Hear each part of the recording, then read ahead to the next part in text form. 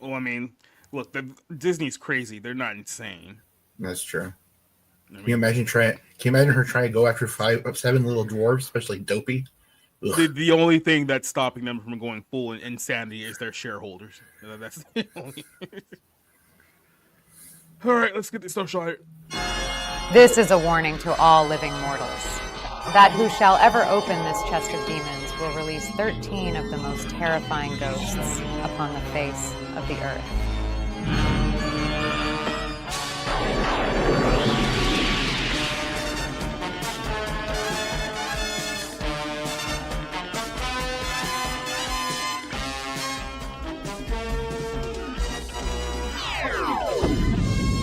Okay, cut it. This isn't going to work. Let's try some nostalgia bait. It's kinda strange. You looking happily range. I can't be sailors in bed. Or have you picked your target yet? It's ended. Got your dog back. It's ended.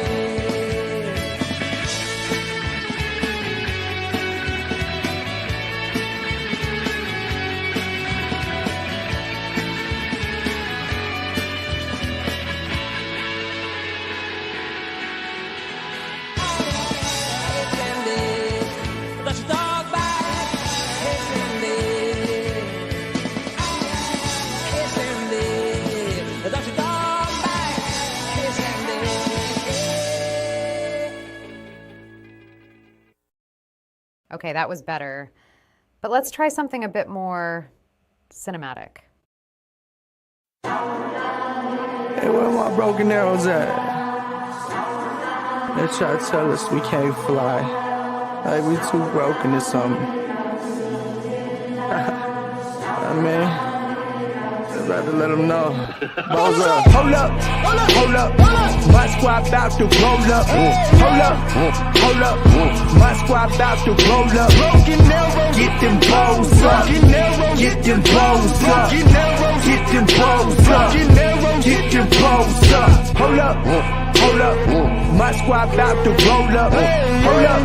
Hold up, my squad about to roll up, all the way up, get them balls, all the way up, get them balls, all the way up, get them balls, all the way up, get them balls, all the way up. Broken arrows get bows up, sometimes I pray with my nose up, thinking about when the world crumbles and my whole squad just goes up. Whoa. Ain't gotta worry, we straight like an arrow, yeah. Ain't gotta worry about fame, nope. I'm on that straight and the narrow, yeah. I just go straight like an arrow, yeah. Yeah, that's the shit I like. Let's start the Barroom podcast. Take it away, Jacob. Hello, ladies and gentlemen. We're back here. It is episode. Oof. Hello, ladies and gentlemen. Welcome back here to the show. It is episode 142 of the Barroom Podcast. Some of us are actively dying, apparently, but the rest of us are here for another episode of Tuesday Talking Abouts with my good buddies here. Joining us here today is our good friend, Eddie Brock. How you doing tonight, Eddie? I'm doing well, especially trying to hold in whatever the hell I was trying to cough out. So the devil's phlegm. Mm-hmm. The black dust. Also here once again is our good buddy, Mr. Rob Mana. How you doing, man? I'm good. Wisconsin almost won the Big Ten tournament, so that was cool, but they lost. And they're like a 3 seed in the tournament, so I'm excited for March Madness on Thursday to tip off, and that's always fun. And that's about it, because movies, there's absolutely nothing going on right now. I spent $200 on Criterion today, so got some movies coming, but they're like old ones. So yeah, I'm doing all right, hanging in there. Well, you got, isn't like the NIT? Do they still do the NIT? Is that still a thing? Isn't that like tonight? Like, I'm the wrong person to ask. Yeah, you gotta be like a real gambling degenerate to like watch the NIT. Yeah. I didn't understand it growing up. It was like, wait, so the teams that didn't make it to the tournament play each other? Mm-hmm. Oh, okay. In a secondary, completely meaningless tournament. I imagine not being good enough for that tournament. It's like you should just fold as a program if you can't even. That's like whatever that high school is for kids that can't sit still, that they just send them to that secondary high school, right? You got main high school where like everybody else can go to, and then there's that one where they can't even put them in the classroom with the kids that wear helmets. Yeah, you know, you're at a high school that you go to because your grades aren't good enough to go to real high school. Yeah, but you're not like short bus candidate, right? So No, you know. You're You're just not short bus. You're just dumb. Right. You're just dumb. It's dumb kid high school. Every town has like a Garfield or like a Gompers somewhere in it. Gromper, yeah, Gompers. Yeah. Dorks. The high school for dorks. Mm-hmm. Yeah. There you go. That's gonna be like the new young adult novel series. High school for dorks. There you go. Would there? I mean, you would think like with that kind of a low scale kind of game. The stakes in gambling would be amazing, though. It'd be like gambling in penny stocks almost. Yeah, you could be playing like that one where you got to match the cards to get to 21, with the blackjack or whatever, right? And you just throw down a Yu-Gi-Oh card. It's that easy. For those type of schools, those are the ones they put like razor wire up on their walls. It's like, get used to this site because that's where you're going to be in a couple of years. The school buses have to like go beyond a gate, right? They have. They shut the gate behind every bus, Every bus has like a police officer with a shotgun staring at the kids. That's the one where the pool has a guard tower. It's called Shawshank High School. Shawshank High School. Andy said you better get busy doing your math homework or get busy dying. Yeah, the principal only talks to the kids via Vicom. It's just like right. He's like got this lockdown fortress of an office, right, with a key card and all that shit. They don't even know what he looks like. They don't even send him to the principal's office. They just expel him. Just you get the fuck out. You're a gas station attendant. Get out of here. I mean, when you get expelled from Gompers, I don't know where you go from there. Shawshank. Hey, Cider, how you doing? I'm high. That sounds about right. Mm-hmm. Yeah, so we're here tonight on 3 platforms, YouTube, Rumble, and on X as well. So let's introduce everyone who's waiting for us patiently here. Neo Zog saying howdy, Barroom chat here. He has a couple of questions for us.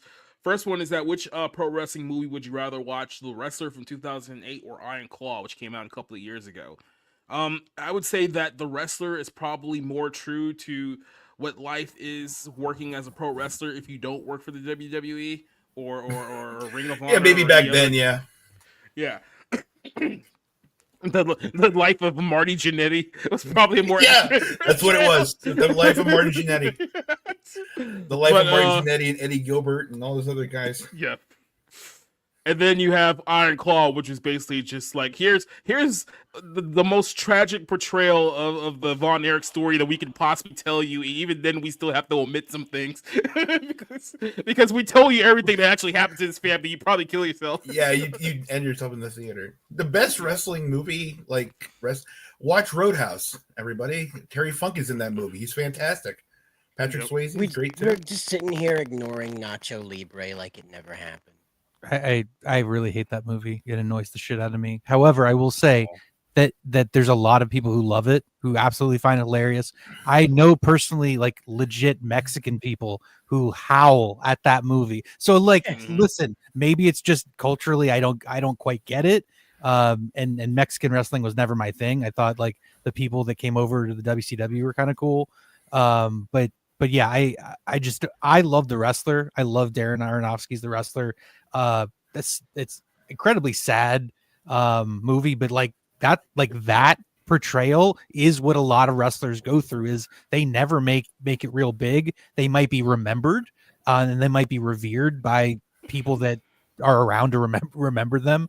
But it's kind of a sad, like, you got to do it because you love it, because there's not a whole lot of opportunity out there for guys, especially as they get older. So I really like The Wrestler. I like the Iron Claw as well. It made my top 10 the year it came out. So I just think the Ric Flair thing was bad in that movie. We need like a happy wrestler story. That's what we need. Even if it's fictional, we need like a happy one. Yeah, it's called things work out. It's called it's called The Wrestler from like 1980, where it's actually like where they book an entire match, like from start to finish, and they show you how the entire, like through a movie form, the entire wrestling business works. It's really fascinating, and it uses real wrestlers from the 80s, guys that you probably would never remember. But yeah, you can watch that. The one thing I will say about the Darren Aronofsky thing, the truest thing in that movie is the parts where you have Randy Robinson or whatever, Ram. Mhm. He's standing like right before he enters the place to go, the deli that he's going to work at Acme grocery store. Yeah. Yeah, and he's just listening in his head. He's just having it play over and over again, the crowd chanting and everything, and his music and all that. And then he brushes through and you hear complete silence. That's the truest thing I saw in that entire movie. It was amazing. I absolutely love it. I do like that movie a lot. Yeah. Whatever. But that was that's where I knew, like, wow. His story was kind of the inverse to like everyone else's story, because I mean, he was like a famous wrestler at one point, but then it was like all the fame went away, and now he's just like in the independent scene, wasting away. You have the inverse of that. It'd be like, some 20-year-old like young punk who thinks that, okay, today I'm in this high school gym, but one day I'm gonna be at a football stadium working for Vince McMahon. It's like then it never just turns out for him the way it goes. So yeah. And then a bonus question here for the wrestling marks. Who would win in a dream match, or who would you prefer, Shawn Michaels or Eddie Guerrero? I would say this. Shawn Michaels is obviously a much better wrestler than Eddie Guerrero is. I don't think that's a extreme statement to make here. I do think that Eddie was far more charismatic than Shawn was, from the perspective. There was a promo not too long ago I watched with him and Brock Lesnar right before he won the title, where he's basically telling his story about how he was all hooked up on drugs and beat down and tore down, and then winning the title was the only thing that proved him that he wasn't a failure to his family. Like that kind of emotion, I think Eddie connected better with the crowd than Shawn Michaels did. It didn't help that Shawn Michaels was kind of a dick for most of his career until he finally hit rock bottom and turned his life around too. So I don't know. I would actually prefer Eddie, because I think that if you were booking this realistically, you probably put Shawn over, but I think Eddie winning in an upset would probably do more for business. I'll just put it like that. What would you pick there, Brock? Is Eddie picking Eddie? I'm picking Eddie. Of course I'm picking Eddie. They actually wrestled AWA 89 or so. If it was a choice between the two, I'd have to say Eddie Guerrero, just because he resonated with the crowd more. Shawn got the ladies, and you want to have a lot of women at your shows, but Shawn's decline was harder. Eddie's, you can see there were peaks and valleys, and he was on a real high game before he left us. So yeah, I'd have to say Eddie. Plus, I got to be there when he beat Brock Lesnar for the title in San Francisco at the Cow Palace, and got to run into the ring and celebrate with him and everything else. So that was cool. Nice. What were you going to, Rob? Yeah, I mean, I always respected Eddie Guerrero, along with Chris Benoit, Chris Jericho, those guys that came over from WCW and whatever. I don't know. I always looked at Eddie Guerrero as like a mid card guy, like an intercontinental champion guy, really technically skilled. But I never saw him in the category of Shawn Michaels. Shawn Michaels, maybe he was just groomed that way to be a star, and so he could be arrogant and full of himself. And he was just in so many memorable matches, and I'm sure Eddie Guerrero was in a lot of really, really good ones as well. Shawn Michaels, I just, kind of just stands out more for me. I don't know the latter half of his career, what that's been like. I know it's kind of, I know he's had a lot of injuries. I know that he's more of a figure, not an active wrestler. I mean, for Shawn Michaels, the biggest injury in his career is losing that hair. I mean, it just has not been the same since. Right. So, and listen, like one of my earliest memories is literally going to Hershey. I don't know if it was Raw or what it was, but it was WWF. I think it was Monday Night Raw, where Shawn Michaels and the British Bulldog were in a steel cage match. You know what I mean? And it's just a very visceral, memorable kind of moment. So, obviously, I'm sure I'm biased in that regard. Yeah, Tider has no idea what we're talking about. I don't think you're good. No, I do. I know who these two are. I was paying attention back in the WCW days, and they were around. Oh, yeah. Yeah. Well, I mean, Eddie was Shawn better Michaels was than more Shawn. fun for me because Eddie Guerrero was a dick. So I was one of those guys. I was a kid. I believed the act. So when he acts like an asshole, I believe you're an asshole, right? And Shawn Michaels was just a pretty boy. He was just like any pretty boy you'd meet round countryside. So I understood that guy more than I understood the sleazeball with the crazy hair, with the crazy long squiggly hair thing. Yeah, I mean, you know, for both of their career trajectories, I mean, like Shawn Michaels was, you know, a hot young talent at the time period. He was clearly better in the ring than a lot of other guys were, but like he was super arrogant, drugged up on a lot of instances. I mean, you can still find a lot of his old promos from like 96 to 97 where he's clearly coked out of his mind. At that point it was obvious, but you know, then he had a huge falling out, and then, you know, got saved supposedly. Then after that, you know, he kind of mellowed out a little bit, tried to make amends for the most part of his career. And then outside of that Saudi match that happened a couple of years ago, he's basically been working behind the scenes. I think he's running NXT now, so it's like the whole NXT thing on television. That's all his gig. So that's what he's been doing. Eddie, I mean, the thing with Eddie is that, you know, he was a great mid-card act in WCW, went over to WWF. He had his issues with drugs, went to rehab, came back. And I think at the tail end of his career where he really started to click with the audience to the point where people can take him as like, you know, a main event guy, he just suddenly passed away. And that was the end of it. It was like when he really started to make that connection, that's when, and then look, it was a multitude of things. Obviously he had heavy drug use at the time period, you know, even though he had just gotten clean the last few years of his life. You can definitely tell he had roided himself beyond comprehension those last couple of years. So that probably didn't help matters. Then, if you remember, it was a match he had with JBL in 2004 where he basically bladed way too hard and lost a shit ton of blood to the point where he passed out like backstage. Probably should have been out like about a good month just to recover all the blood that you had lost during that time period, but came back way too early. And again, these are all circumstances that probably didn't help his demise there. So I mean, it's kind of sad because, you know, he had something going there those last couple of years, but then, you know, he just lost his life. So it sucks what happened to him. Like I said, Shawn's still going. Like I said, he looks like an old like hermit now. Like if you go back and watch Shawn Michaels from like 1995, he's like the young pretty boy, you know, taking photos with Pamela Anderson, and now he looks like he shoots gators up in the bayou like Louisiana. Yeah. You know, so like there's this thing that my lady friend likes to talk about. My best friend there, she says that men age like wine. You know, I was like, I don't think you've been around a lot of guys. I don't think you've been around a lot. Do. And I've heard that, you know, women like to say that like men just get better with age. And it's like, look, yes, there's a certain type of man that does, but I would not say that that's the majority of men, especially as life goes on. It's like, especially if you drink, if you do drugs, more guys go on your face. More guys go Mickey Rourke than Robert Downey Jr. Okay, just so you know. And like one of the like biggest first matches like of my memory is that whole, what was it, Shawn Michaels, Bret Hart at the Montreal Screwjob at SummerSlam, right.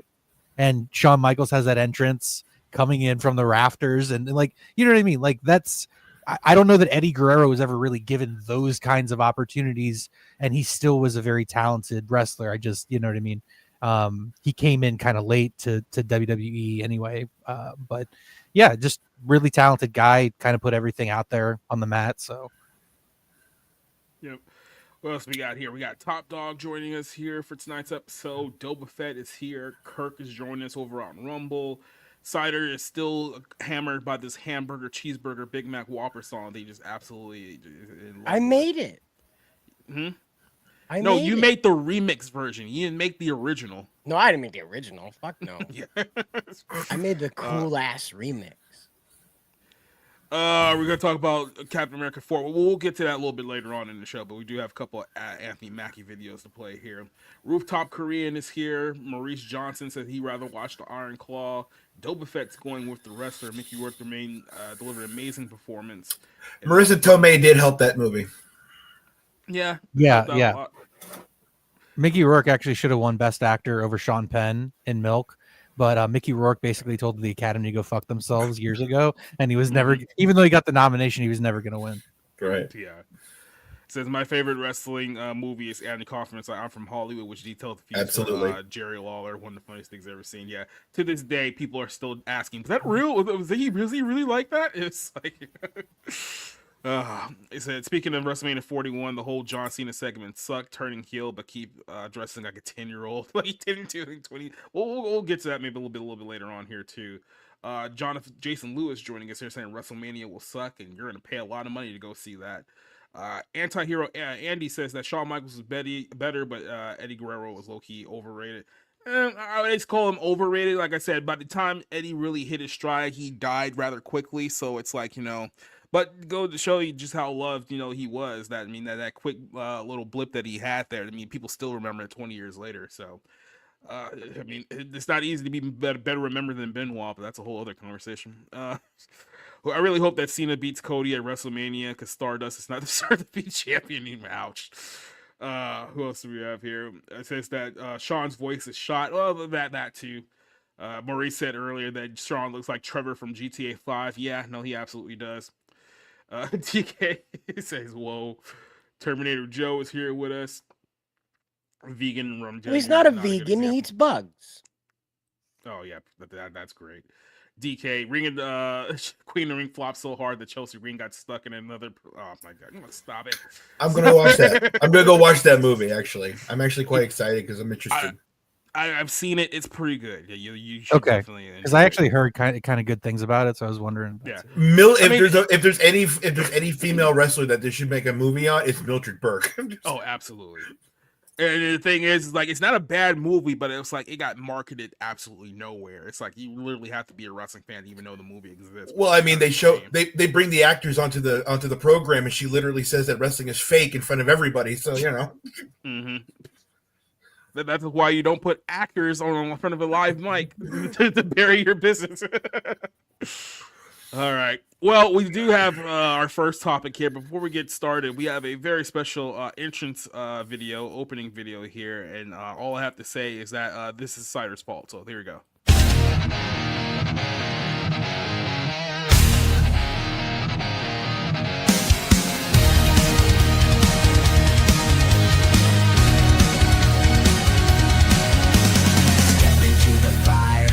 Into the dust, feel the ground shatter when I rise from the rust. No hesitation, no slowing me down. I don't hear a word when the sirens sound. One by one I watch him fall. Nothing moves till I take control.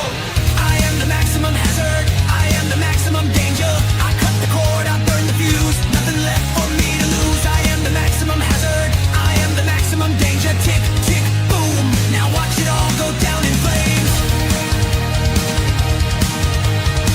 I am the maximum hazard, I am the maximum danger. I am the maximum hazard, I am the maximum danger. Yes. Rick being the size of a truck gets me every time. I can't take it. It's like, how much HGH do you want? And he said yes. You can tell by the size of the head too. Oh my gosh, I love it. Like when that one came back, I was like, he's got the dumbest grin on his face. I'm like, this behemoth wants to talk to me about I Love Lucy. Mm-hmm. Oh man, yeah, that was a great intro video here, because we do have our opening topic here for tonight, and that is the absolutely insane prices that WWE is charging for not just WrestleMania, it's now WrestleMania week. So, Eddie, I'm pretty sure you're old enough to remember WrestleMania being like one night. It would be like a 3 to 4 hour show, 8 matches, get in, get out. You have a good time. You go home, tell your friends about what you saw the previous night. Well, that's not what WrestleMania is anymore. Now WrestleMania is what they like to call an experience. So here's the deal. A couple days ago, I did a breakdown about how much it would cost the average fan, the average WWE fan, to experience what is now called WrestleMania week. So that means that from literally Wednesday to the next week's Wednesday, all of these events that WWE is giving you. And I looked at the price of this. It is absolutely absurd. I have to update you guys real quick. WWE just added another event. There's now going to be a comedy roast after night 2 of WrestleMania with the Kill Tony guys who are going to be there in Las Vegas. I can only imagine that's going to go over stupendously, especially with those individuals involved here. But yeah, so let's kind of break this down here. I can go ahead and give you guys a shot here just for a second. This year's WrestleMania, if you guys did not know, is going to be in Las Vegas, Nevada. It is going to be at the Raider Stadium, Allegiant Stadium. I believe it holds about 65,000. It can expand to 72,000 depending on the event.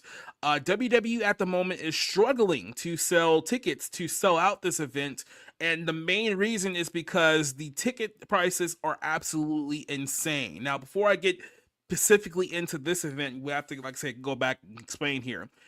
What the WWE does now is that they essentially parlay all of these other separate events into WrestleMania weekend. So it's not just you go to one show and you enjoy one show. No, you have to go to the whole week. So here's the current schedule for WWE.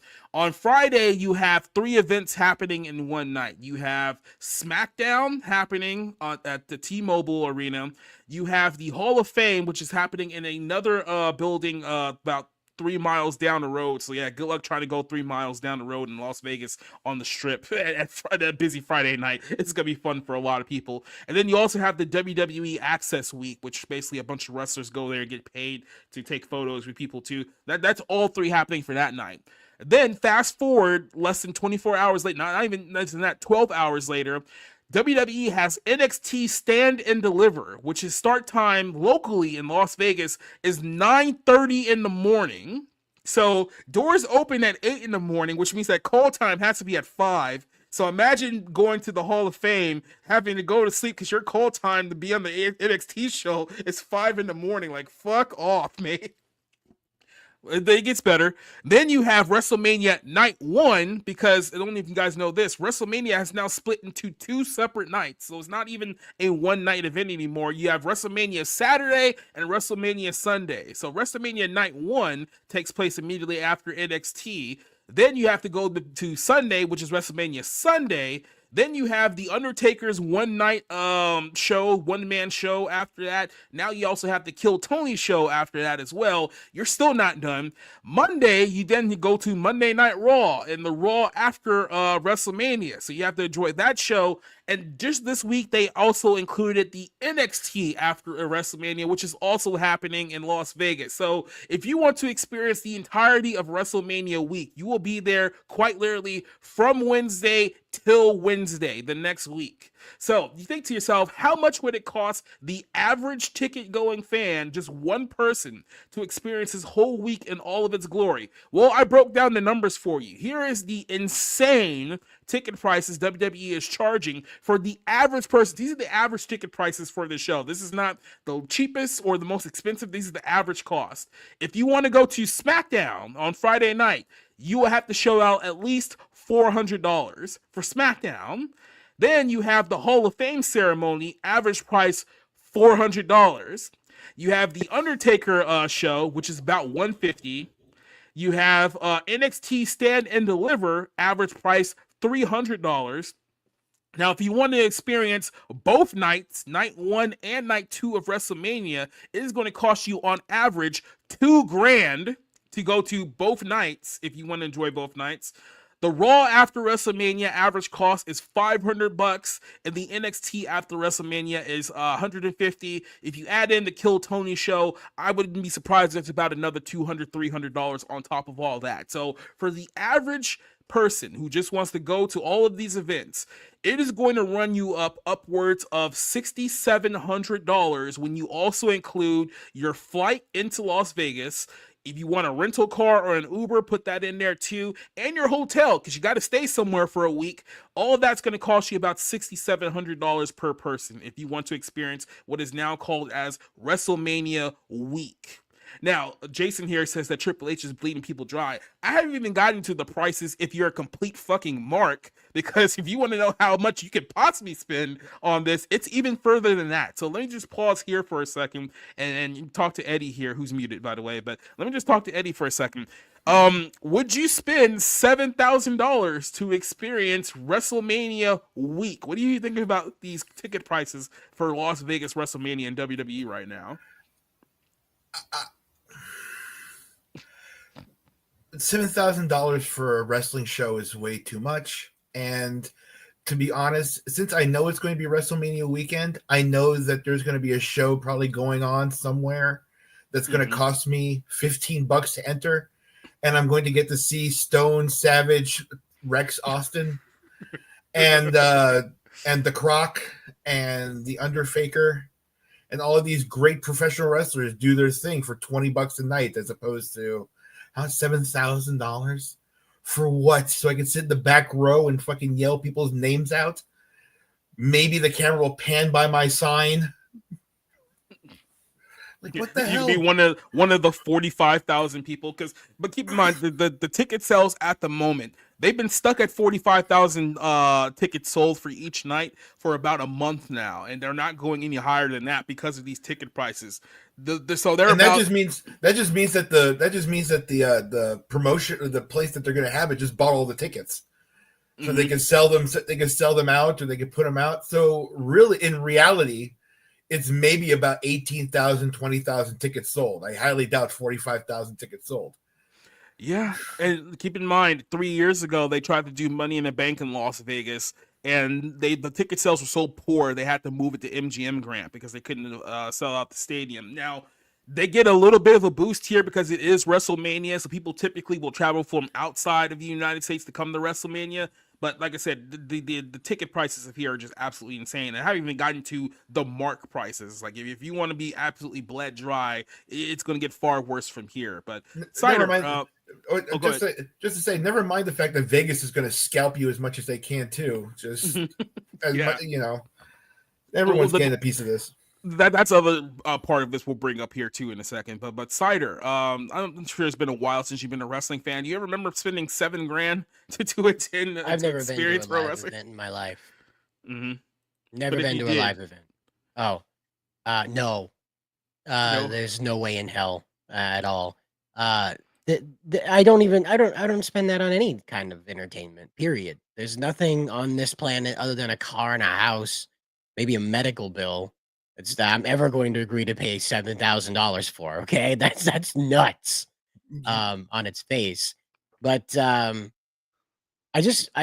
want to point out something about this because DK brings it up about how are families supposed to afford this, and we talk about they're not aiming toward families, but WB HBO Max kind of proved that point by taking off the Looney Tunes from the listing due to low viewership. So WrestleMania having all this stuff that is like just meant to run people out. Yeah, it is meant for single guys. It is meant for Reddit moderators, people that are absolutely not going anywhere in life and have no intention of going anywhere in life. And that's why they have all this. People who have no problem spending 40% of your yearly salary on a pro wrestling event. Right, because there's not going to be anything else. There's not going to be anything else. There's no home. There's no wife to go back to. There's no family vacation to plan for. They don't even go to the family reunion. There isn't even a family reunion. So there's nothing other than this for them. And that's what they're doing, DKs. It's got nothing to do with families. It's got nothing to do with mom and pop. It's got everything to do with Junior. And think of yourself, like, out of how many are these 65,000 seats? Is that what this is? Well, so the actual stadium that the Raiders play in is the seated capacity is 65,000. They've only sold 45,000, so they're about 70 to 75% actually sold. So they were hoping to get to 50,000 so they can expand even further, but they're not even close to hitting 50,000 right now. So calculating that in there, there's only about 700 guys going there just to get on camera with a sign that says, "Becky, will you marry me?" All right, no, like those are solid guys that'll spend this kind of money on their bachelor event, whatever, their guys only, guys weekend, whatever, to get on camera to ask their girl to marry them over WWE because it's the only event that they can do that. You can't just go into the PGA Tour and hold up a sign that says "Becky, will you marry me?" Jacob and I both thought you were talking about Becky Lynch, and we know that guys will go out there saying, "This is hey wrestler, marry me." I also thought that because I was like, "Are you talking about Becky Lynch, the man, or whatever?" Well, no, like Karen indicates like an old woman with a pixie cut, and I want to go for like Becky, like some dumb college girl. Like when you hear Becky, you're not thinking of like a doctor. There's no Dr. Becky coming to your mind. Well, if you believe the recent reports, Becky Lynch does not even have the rights to call herself Becky. She has to be referred to as Rebecca because WWE owns her name. So great. That's I thought you were going to say Robert, but no. her dead name. So listening to this, it sounds like it doesn't make any sense because it's like WWE is presenting this as the Super Bowl. And it's not remotely close to. And here's the thing: the Super Bowl is an overpriced, money-sucking event. That like, if I ever the only way I'll ever get to go to the Super Bowl is if I win the tickets in some contest, and then I can't imagine what the taxes on that's going to be. But the idea is that like it's for people that have money to burn. If you've got 10 grand to burn, 15 grand to burn, go have fun at the Super Bowl, whatever. It's a but then you see those videos where it's like these people spending, $50,000, $55,000, $60,000. So, obviously WrestleMania is not on that level, but this is, you guys are saying it's for like, marks and people that are going to blow their money. To me, this is a globalization thing. It's saying we need to move past our sort of core audience of American fans to a more global audience, and that's where all the stuff for the women's division getting all this attention, and this movement away from what the WWE was traditionally in the Attitude Era. That's how I see it anyway. That's kind of where the trend Rob, if someone is not even like watching WWE as much like you, you're not that far off from what's happening. WWE is currently in Europe right now. They're on a 3-week European tour, and I think the purpose of that is that they're trying to see how successful they can be by doing fewer shows here in the United States of America. So it's like they're doing, Raws and SmackDowns and all these other pay-per-views from Europe now and all overseas, because if they can get people from overseas to buy these overpriced tickets, well, they don't have to do as many shows here in the United States anymore. So, and there is a push out there, even from the fan base, quote unquote, to do more shows in Europe and less shows in the United States. So you're looking at a very real possibility that WWE, in the course of like 5 years, probably won't even be like an American-based company like anymore. It's like they'll probably do a few shows. They'll do like Wrestlemania or like SummerSlam here, but they're not going to be primarily focused on the American wrestling audience anymore. And we're very close to that right now. So, especially with TKO running the show. They're never going to leave wrestling. They're never going to go anywhere else in WrestleMania other than here, because no American fan is going to leave the country in order to go to WrestleMania.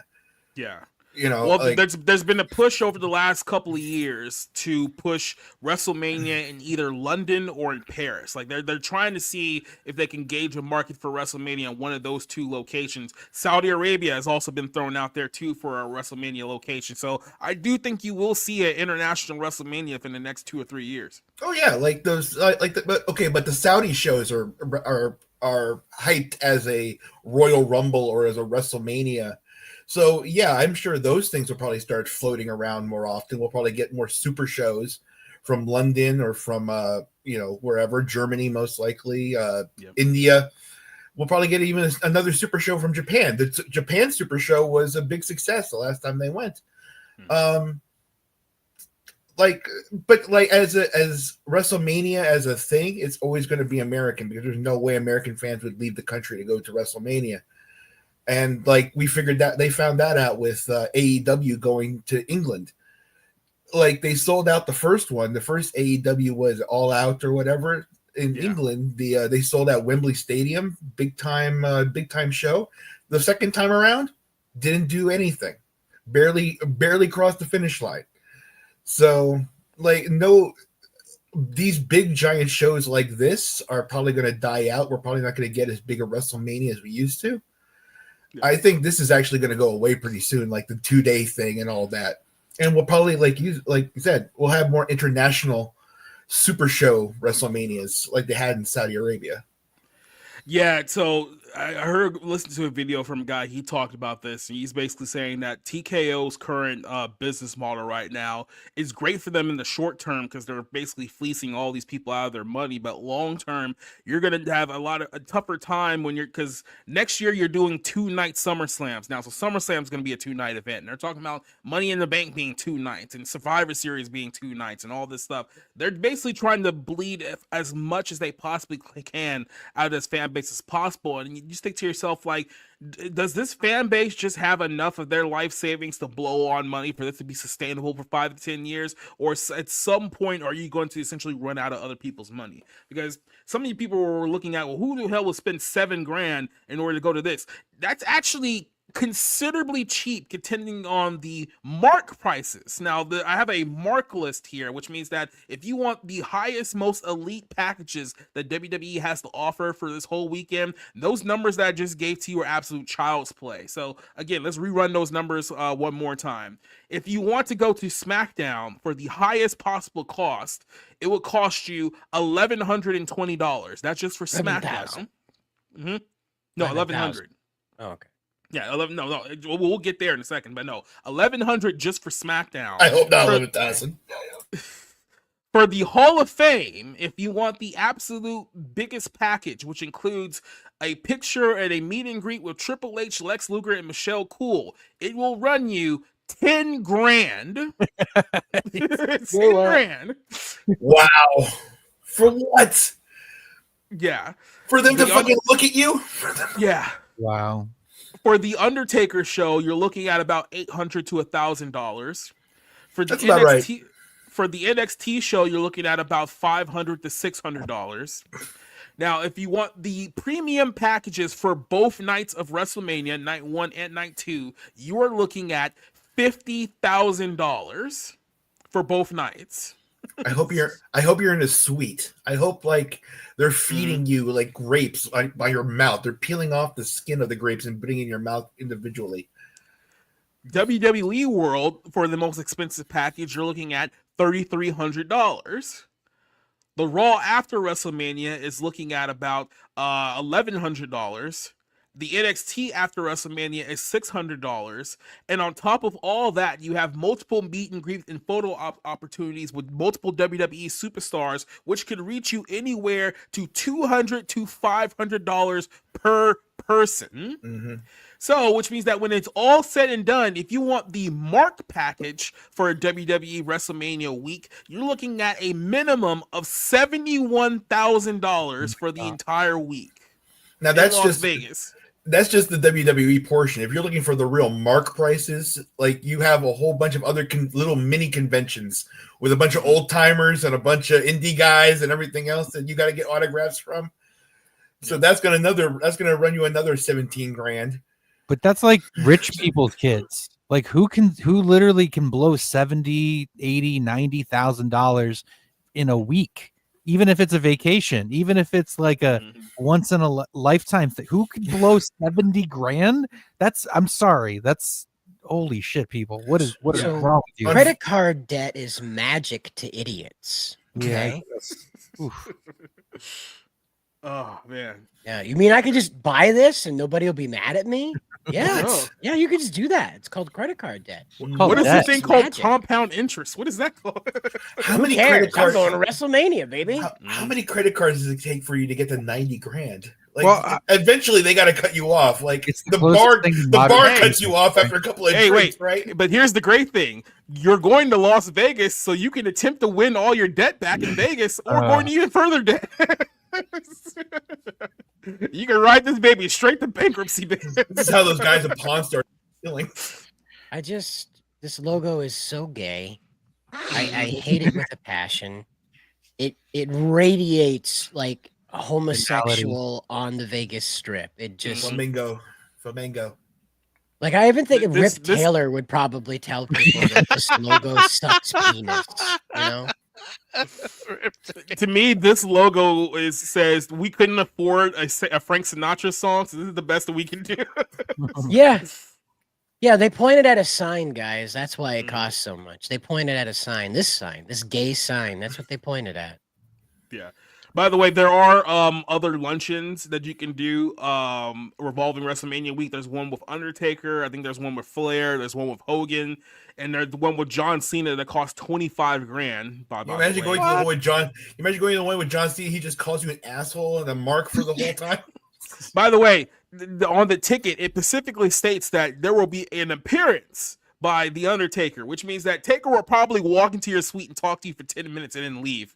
You walk in, open your mini fridge, eat all this shit, drink all this shit out of it, and say, that's on your tab, and then leave. He just walks in and then closes the mini fridge. Oh, right. You wanted to see the eyeball thing.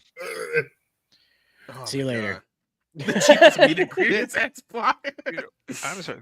This kind of sounds like the plot for Honora Part 2, where they decide to reunite and then just go on another Vegas weekend and just spend all their time at WrestleMania.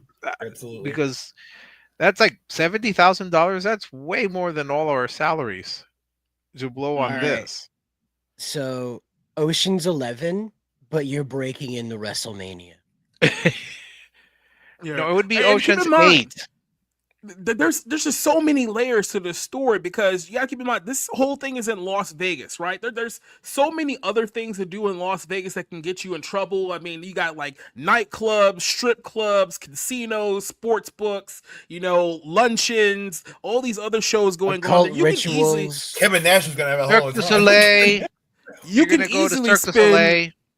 You can easily spend another $8,000 just by doing a bunch of stuff in Vegas. But then again, these are wrestling nerds. It's like these nerds aren't going to like Omnia nightclub after the Raw after WrestleMania. They're not going to like Sapphires. They're going to the buffet at Caesars.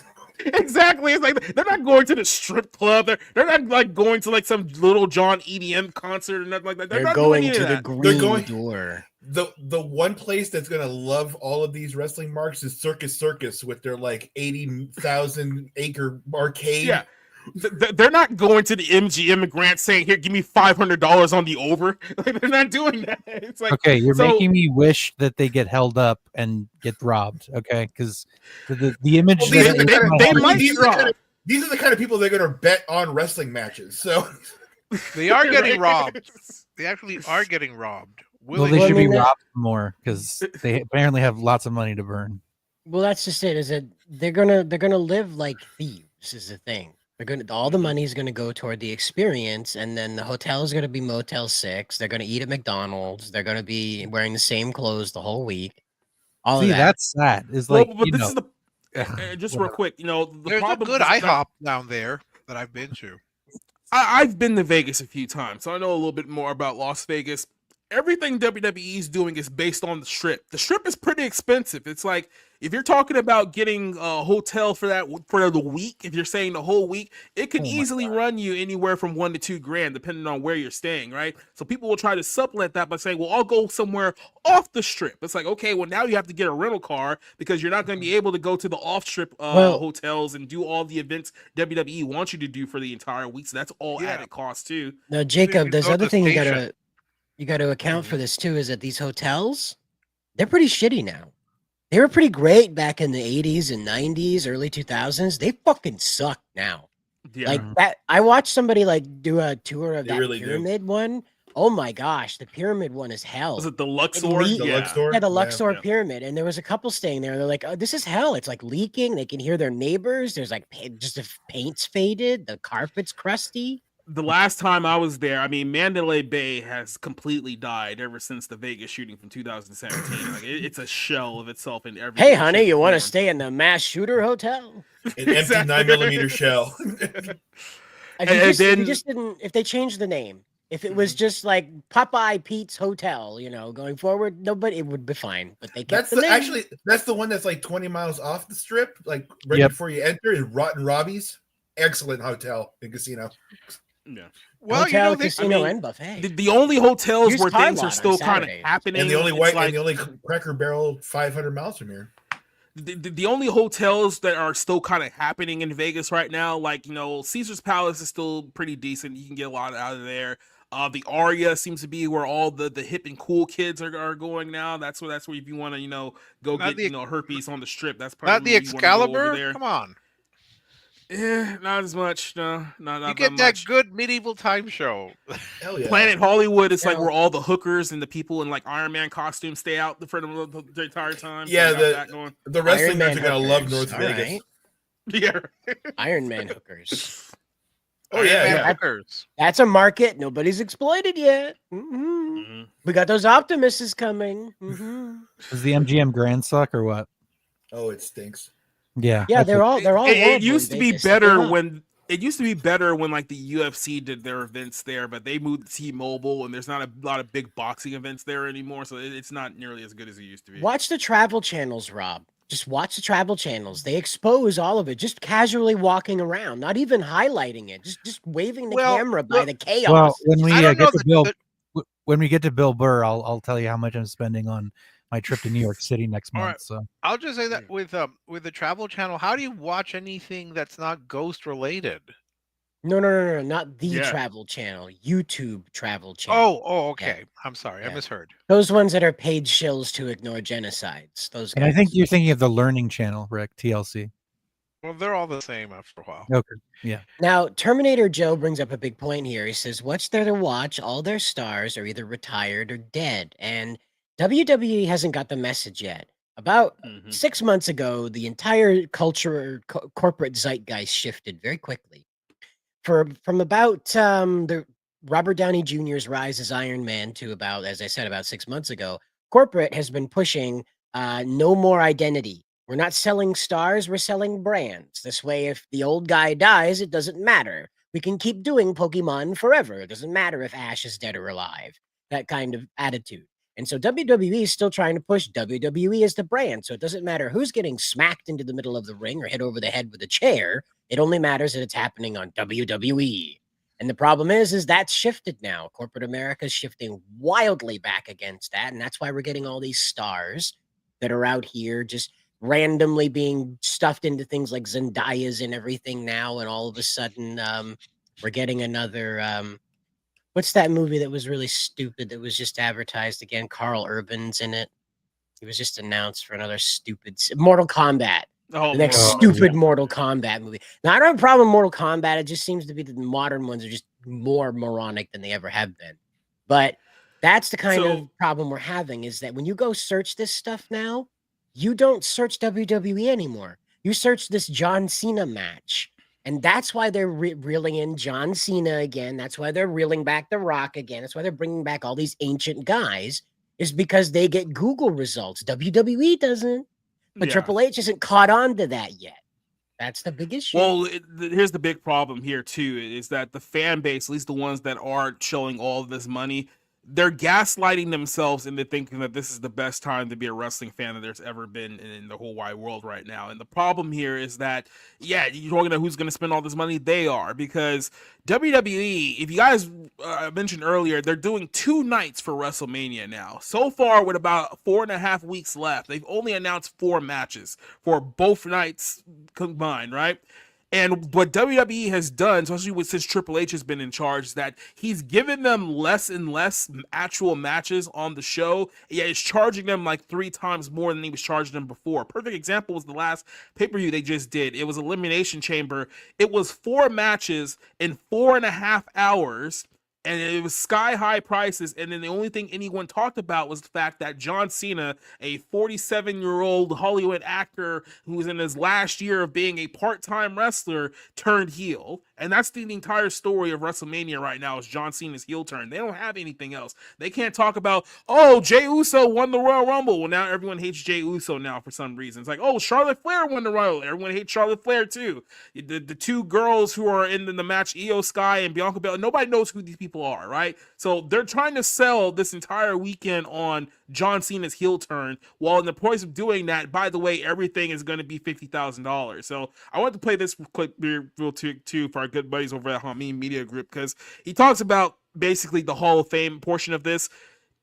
talk about how narcissistic Triple H is, right? He's inducting himself into the Hall of Fame. He tried to make it seem like, oh, this wasn't my idea. Okay, whatever. He's inducting himself into the Hall of Fame. He's charging people at least $1,600 to sit on the fourth row to listen to his Hall of Fame speech. And then on top of that, he's charging people $8,500 for a meet and greet at the Hall of Fame that's happening here. And people are like, are anyone going to catch on to the fact that they're just working you guys like marks? And this is exactly what's happening. I'll play a little bit of this. Even that was a little high. $8,500.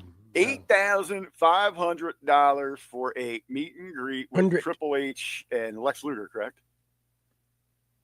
Yeah. You know, you could, Holy shit! And these you guys could have gone to every Comic-Con for the last 5 years and gotten one with Luger for $25. Yep, So that that's what I really did. means Triple H's is $8,475 and $25 for Luger. That's the split. Yes, that's the draw there, and they don't understand why WrestleMania tickets are struggling right now. They're getting record gates apparently because you only need to find a handful of these idiots to pay these prices to get the actual bottom dollar. Dude, what is going on when Triple H is inducted into the Hall of Fame? He has to run the show WrestleMania weekend, and the meet and greet that's the high priced one, that's the access, is Lex Luger and Triple H. When who want no offense to either of those guys, but if you're the top talent or if you're the top fans, who do you want to meet above everybody else? That's available live or Anybody in WWE. If you're a fucking fan, a diehard fan of WWE, Not let's Lex say Luger. you're 18 to 49, who do you want to meet? a regular WWE 18 to 49 fan. Yeah. Probably Rhea Ripley's used One. ring gear. Yeah. Rhea Ripley, Cody Rhodes, Yeah. the Big Dog, Yeet. Triple H and Lex Everybody, Luger. I'm thinking Triple of H and Lex Divergent Luger out there. aren't even on the top 10 of that list. No, nowhere near. And that is where the focus is. It is always going to come back and be with Triple H. Like, fucking, Luger is working with DDP, but do you think you want to march him out and, like, let all the fans, like, have, like, that interaction with him? I mean, it might be more for Luger's benefit then, but I would want to save his energy, shine him at the show, and let the boys get that meet and greet time, not the fans and kind of pimp. I do want to point this out here too, in case you guys haven't realized. Lex Luger, over the course of the last 20 years, has been confined to a wheelchair. Yep. You're spending $10,000 to do a meet and greet with a man in a wheelchair, and I feel like that portion of it's kind of gone under the radar here too. It's all screwed up here. This is the state of pro wrestling here in 2025. So. Final thoughts on this whole topic before we move on to something else, because like I say, it just gets sadder the more we talk about it here. Triple H apparently has a lot in common with his in-ring persona. That's all I'm going to say here. And here's the thing: he really was great. He was a great in-ring performer, and he went up against the very best in the WWF at the time. The Rock, Stone Cold, Kurt Angle, The Big Show, who was just kind of big. But anyway, but Mick Foley. I mean, they've had some legendary matches, but and I don't know what the answer is, because wrestling just seems to suck all over. But maybe let somebody else be in charge if you can't, figure out what fans want, and you seem to be ripping them off and resent them at the same time. So yeah, that's kind of my only takeaway here. Obviously, I don't watch wrestling too much, but just from what I follow on social media, what I hear from Jacob, what I hear from a couple other people, Triple H isn't doing a very good job. Well, I guess it depends, because if you talk to us, you can definitely see the obvious problems in the company. But like I said, you got people out there who are going to spend $70,000 and convince themselves that Triple H is absolutely doing an amazing job, that this is the best time to be a wrestling fan right now. And it's like the gaslighting is on overdrive right now with some of these people. It's to the point where it's like, look, if you're going to spend 70 grand on this entire event, like, you're just beyond reason. So it's like, good luck, buddy. That's all I have to say there. To Sider's point, about them trotting out the old guys and everything else, trying to reignite the icons and all. There's a great documentary that's going to be coming out that either it came out recently or it's about to, about what they did to Stan Lee in the final years of his life. And there's there's a lot of parallel to that where, like Bret Hart said, they ride you like a horse until you're ready to go to the glue factory, and then they put a bullet in you. And that's just how Bret sees the world of wrestling, and that's kind of like how it is almost. And but to a positive note, WWE 2025 is going to allow Captain Lou Albano to be part of its roster, and so officially we have Super Mario in a WWE game. I mean, good luck with that. Positivity. Mm-hmm. What wasn't he in that Girls Just Want to Have Fun that video? too. Yeah, Yes. Which had a bunch of wrestlers in it. Yeah. Captain Lou Albano, man, that takes me back. Cyndi Lauper is having her farewell tour this year. I'm going to go see her in a couple of weeks. It is And not she cider needs to be locker. inducted. She That needs is to be Fisher. inducted into the Rock and Roll Hall of Fame. Sorry. Well, we're done with wrestling now. Like I said, we can literally go on about this all day, but let's talk about Anthony Mackie here for a second, because Anthony Mackie made 2 comments on a podcast he was doing. I believe it was with Ryan Clark, and he got very, very mixed reviews because he said something that a lot of people agree with, and he then said something else a lot of people disagree with. So I want to play both for you here. The mainstream one that picked up was basically his comments on masculinity and how to raise boys. And this one got ire for the obvious reasons, but let's go ahead and play this here. This is his first set of comments about how we've basically killed masculinity here in this country. I wonder whose fault that is, Hollywood actor Anthony Mackie, but let's talk about this. I keep my boys humble. Like, my boys have never had a pair of Jordans. My boys don't do all that internet fly shit. I'm like your kids. And no, I don't give a I could be the biggest star in the world. Do not let me catch you being stupid. Do not. And my oldest gets it. My 15-year-old, he tells the other ones, he's like, yo, don't make dad mad. Because once you get one that's right, he gonna straighten the other ones out. So it's just that thing of, in the past 20 years, we've been living through the death of the American male. They have literally killed masculinity in our homes and our communities, for one reason or another. But I raised my boys to be young men. And however you feel about that, you feel about that. Right. But my boys will always be respectful. They will always say, yes, sir, yes, ma'am. No, sir, no, ma'am. They will always say thank you. They will always keep They will America always open the door separate from for a Captain lady. America. They will always make sure that their mother is taken care and provided for. They will always be men. And that's always, since they were 2 years old. Every time I left for a job, I tell my 15-year-old, you're the man of the house. You make sure these doors are locked every night, this alarm is on, you text me or you call me every night before you go to bed and you wake up. I love that. Because we're men. If I'm not there to protect, he got to be there to protect. Because you can have all the money in the world, climb through the window, that money means nothing. Right. You can have all the celebrity in the world, jump through the door, that celebrity means nothing. Yeah. So you got to have a little guard in there, you know? And so for me, it's always that idea of American masculinity is very different. Hold up. So that's his first comment there. And obviously this drew the ire of people who, just hate masculinity, want to tear things down, try to make it seem like, oh, we're not tearing it, we're not doing it. That's exactly what you're doing here, right? Jacob. Now before, what? Eddie turned into a rabbit. I thought he turned into Winnie the Pooh. I don't know what that is. I thought it was Winnie the Pooh. Yeah, it's okay.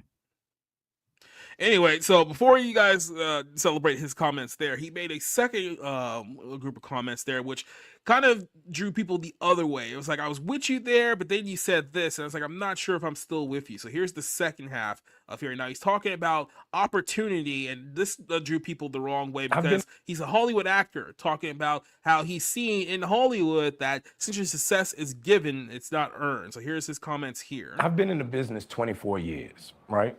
And I've seen people go from nothing to the biggest stars in the world. I've seen people go from one role to winning Academy Awards and doing all this shit. And what I realized yesterday thinking about it, we're lying to our kids, dog. And I think that's a big problem in our community. We tell our kids that and this is fresh on my heart. Like I literally just came to this conclusion last night. We tell our kids if they do right and they make the good grades and they go to the programs and they will become successful. If you work hard enough, your work will be paid off. And that's not true. Success is given. It's not earned. Because you can be the most brilliant. If one person don't tap you, each one of y'all, there were people who could hit harder, who could catch better, who could run faster, but somebody said, you're the one. And the other 50 behind you fell off. You know what I mean? And because of that, I don't know what that emotion or that feeling is the scary thing. Because I went to all the programs. I've done Broadway. I've done off-Broadway. I've been in the business 24 years. I've been in 2 Academy Award films. I've done independent films. I've done major motion pictures. Now I'm Captain America. So now what? So that was the second line. I just have one real quick question. What are those 2 Academy Award Best Picture winners that he's talking about? I don't remember him in Anora. Which is to be IMDb. That'll tell you. Okay. Oh, I'm just curious because you would think you would know right off the top. Clearly, Captain America. I'm an agnostic and don't have a relationship with God, but that guy sounds like he needs a relationship with a higher power, because he's like, well, what now? Well, what's next? It's like you sound unfulfilled, and don't get me wrong. That's a common human thing. It's like, well, you thought that doing something would fill that hole, but you found out that it doesn't, and so now you have to figure out what life's about. But anyway, I did like what he said. First of all, the second thing is a little okay. I think you have a misunderstanding of you have to put effort in for people to notice you. There is no guarantee in life. Yes, that will always be a reality. But the idea that you can compete, the idea that you can put your skills on display for people to judge you, that's much better than just being like, hey, here's an opportunity because, historical injustices or something. But that's just, it smacked a little of victim mentality. I'm just wondering, did George Washington Carver get his success just given to him? When he was creating the Peanut over in Tuskegee, they say, oh, well, we're picking you, George Washington Carver, son of slaves, and we're going to make you one of the most brilliant scientists of the 20th century. He was given the main event push. That's exactly what happened. Yes, he got exactly. He got tapped by Big Peanut. George Washington, that's right. Anthony Mackie, George Washington Carver got tapped. Okay, but all those guys that he's having that conversation with, they're all professional athletes or retired professional athletes. Fred Taylor, I think he was a running back for the Jaguars. He was very good. Ryan Clark, he was okay. He was a safety for the Steelers or whatever. He's kind of gotten really annoying the last couple of years, though, working for ESPN, doing a lot of race bait shit. But Anthony Mackie is an actor, and all these things are not they're not realistic career goals. Right. And if they're talking about the black kids and the black community, it's like that's already a kind of like a pitfall of it's like the hey, you could be a drug dealer or you could be a professional sports star, and one is more likely than the other. But you know what I mean? It's this sort of cynical framing of okay, the first thing what he said was good because that's just practical life lesson, that makes boys into men. Good. The second thing was just sort of okay, you have a warped perspective because you're an actor, and it's something that most people, not just people in the black community, most people will never achieve just because the numbers aren't there, and the right person's probably not going to see you. And he has that perspective because as an actor, it's a crapshoot. There are plenty of people that have tremendous talent who never get their chance, who never get a shot. And that's just the profession. That's, what I mean? You have to love it and be seen by the right person at the right time. And guess what? Even people with the prerequisite talent still do not get seen. So I understand what he's saying, but it's coming from kind of what I would say is a warped perspective. Yeah. It reminds me of something that Taraji P. Henson said in an interview that we did like about a year and a half ago, where it's frustration from her part because she thinks that because she's been in Hollywood for 30 years and doing all these roles that she should have more than what she has now. And she's unhappy with the fact that she doesn't have more. So she's kind of, and this is kind of the problem in Hollywood in general. All of these people take that wicked bubble of the Hollywood system and then try to apply that to essentially everything else that goes on in the world because that's all they really know, right? Not with the perspective of, yeah, things that work in Hollywood are completely different than things that work in the real world. But if you're trying to use that and pass that knowledge on, then yeah, you're going to have a complete skewed view of how the world actually works and a multitude of reasons there. But Eddie, I want to get your thoughts here on, well, I guess the comment that you heard there, because there was like a Winnie the Pooh thing going on behind you there. So I'm not sure if you heard what he said. He wanted to cut in and wanted to listen to the show. I will say that I did see that clip beforehand, and I like what he, again, like everyone said, I like what he said at the beginning. It's kind of weird for him in the position that he's in, because the only other, and this is just on a Marvel perspective, the only other actor he could compare himself to is Chadwick Boseman. I think that's what his name was. Yeah. And like, he was so beloved, right? Like, he was just so enamored, and he had such a grip with the Black community and the Marvel community and everything else. And so you have this guy who's trying to come in and try to get a little bit of that, a little bit of that recognition. And I think that shadow is just way too big for him. It kind of seems like sometimes, because, to go off about how the business isn't treating you right and everything else, dude, you just said you were in 2 Academy Award winning movies. I don't remember you in either of them, but you were in 2 Academy Award winning movies, and you're a Marvel character. Like, you're at a high bar where everywhere other actor would like you to be at. Mm-hmm. And then, so I think it's a little bit of jealousy in that sense that he wants to have that Chadwick Boseman rub, and he's just not going to get it because he's not going to, go what is way. that indicative of? Isn't that indicative of a little bit of ungratefulness too? It's like someone with perspective can say that, hey, look, I've had a 30-year career from, I was known as Clarence from the 8 Mile movie, and now here I am 20 years later playing Captain America. It's like somebody from like a glass half full perspective can look at it and be like, wow, I've really come the long way and accomplished a lot. But if he's just looking ahead at the people above him, and he's like, well, I'm still not on their level, he's not really grateful of anything he's actually done in his career thus far, which is not a good trait you want to pass on to young men too, who you're trying to raise to be men, right?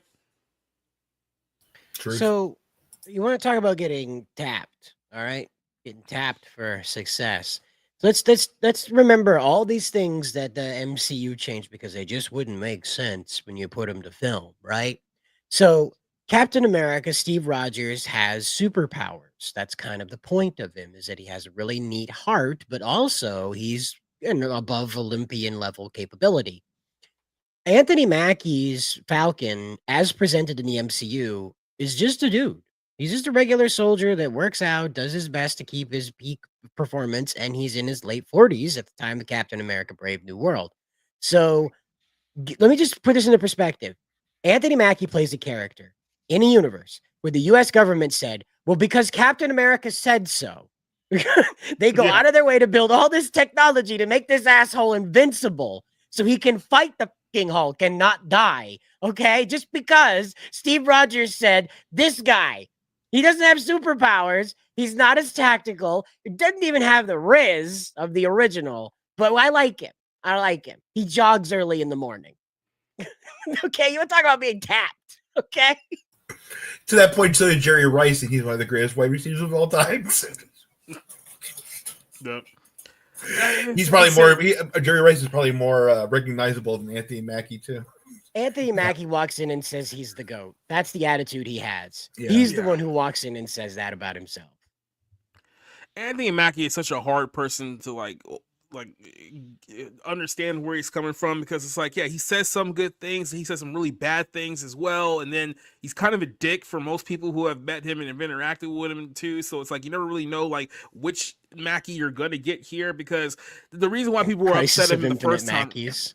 exactly right. But the reason why people were upset at him now, because he was basically pointing out, is like, yeah, people out there have actively tried to destroy masculinity, especially here in the United States of America, which was him essentially saying the quiet part out loud. Now, of course, he wouldn't allude to the point that, he said, oh, for one reason or another, not alluding to, yeah, your town that you work for has played a big role in destroying masculinity, especially in the culture over the last 20 years, right? But you can't really say that one publicly.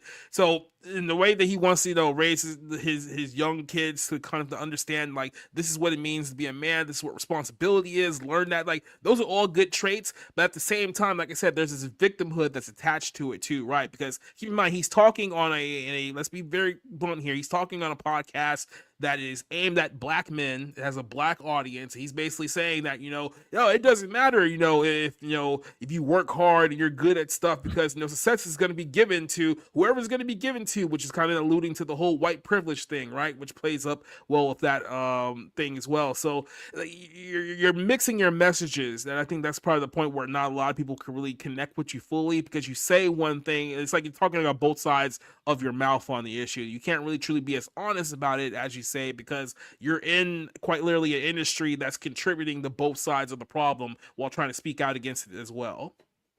Now, does he also take issue with the high percentage of illegitimacy in the black community, where many fathers, biological fathers, are not there, they do not marry the mothers? Does he also call for the men to kind of like, hey, maybe, I'm here being a good role model for my children. Maybe all the listeners should also do the same for the children that they conceive, instead of just having endless baby mamas all over the place. I'm assuming he's calling on that. That's one thing that you can't really call out, especially when it pertains to black women and the women who they sleep with and have several baby daddies and stuff like that. Because one thing in the black community is that you are absolutely under no circumstances whatsoever allowed to criticize black women about anything, because they are queens and you are a coon if you say otherwise. So I saw the woman king, so yes, I know. And we still got G20 coming up too, so that's still a thing that's happening. Oh man, Rick, it's a problem that is self-perpetuating and it has no end. Okay, so it can't stop. Everybody is awful and treats each other awfully. So that's pretty much the easiest way I can spell it out. But there are recurring problems that keep happening. So they will continue until someone changes.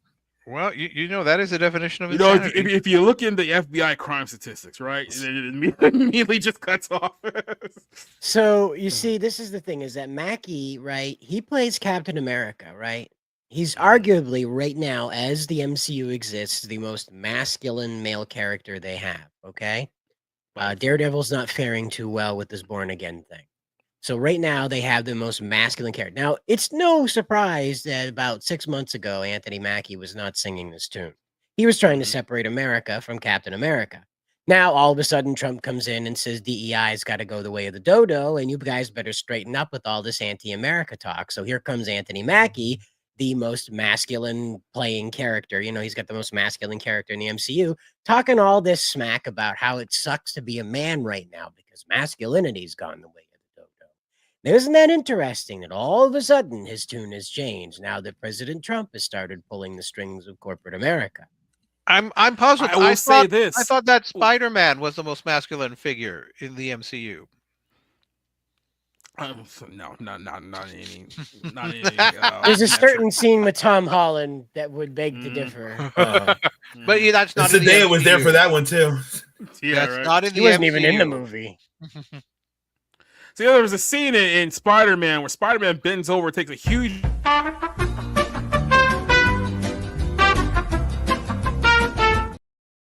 and then just kept going. It was weird. Oh, gosh. Well, that was the only 3D scene Doctor in the Strange. entire movie. Talk about tapping into your Spidey sense. Oh, gosh. He was seeing all kinds of colors then. So, look, when it comes to Anthony, and it's weird, too, when you think about it from this perspective, because people are like, oh, yeah, way to represent Captain America. But it's like, did y'all forget what things that Chris Evans was saying during the first Trump run? Right. It wasn't like he was much better. I mean, in a lot of ways, if we're being honest with ourselves, compared to the last guy, Anthony Mackie has been a little bit better. Not nearly as Marxist as the last guy played Captain Marxist. Well, now it's Openly, illegal. Now it's anyway. illegal to be Marxist. So On paper, he is technically an improvement. So you gotta look. Yeah, if you're so- a weatherman like Bob Iger, you're doing great by having Mackie come out and say all this wacky stuff. You know, there you go. There's a segment name for you, Anthony Mackie's wacky sayings. Yep. So I have seen $1 Million Baby like a dozen times. So I do remember Anthony Mackie in there. He does get his ass kicked by Morgan Freeman though in the boxing ring. So there's always that.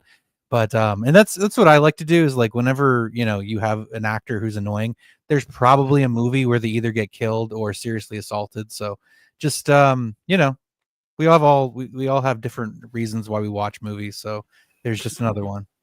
Yeah, Just Tom imagine Holland. Well, they're both short men, Tobey Maguire and Tom Holland. Just pointing that out. By the way, I'm so happy. Like I think it's funny that Tobey Maguire is like revered as the best Spider-Man when like there's these stories, and I mean it was I think literally part of that movie with Jessica Chastain, Molly's Game, Yeah. where like he's the piece of shit like card player who used to apparently he's a Michael Cena. complete sociopath. Oh yeah, he's best friends with Leonardo DiCaprio too, by the way, which I've always found very weird. It's like out of all the people to be friends, Didn't they call them like the Pussy Posse or something like that, Yeah, where they were basically going around banging young actresses in the 90s? Jason Bateman was in that too. Anyway, What was it? David Blaine part of their group too? For some Well, I'm sorry, but that's what the Toby, wizard did. I- That's what the wizard did to people back then. I actually like Tobey Maguire because Andrew Garfield I don't think was good in it, and Tom Holland is just like forever going around, Mr.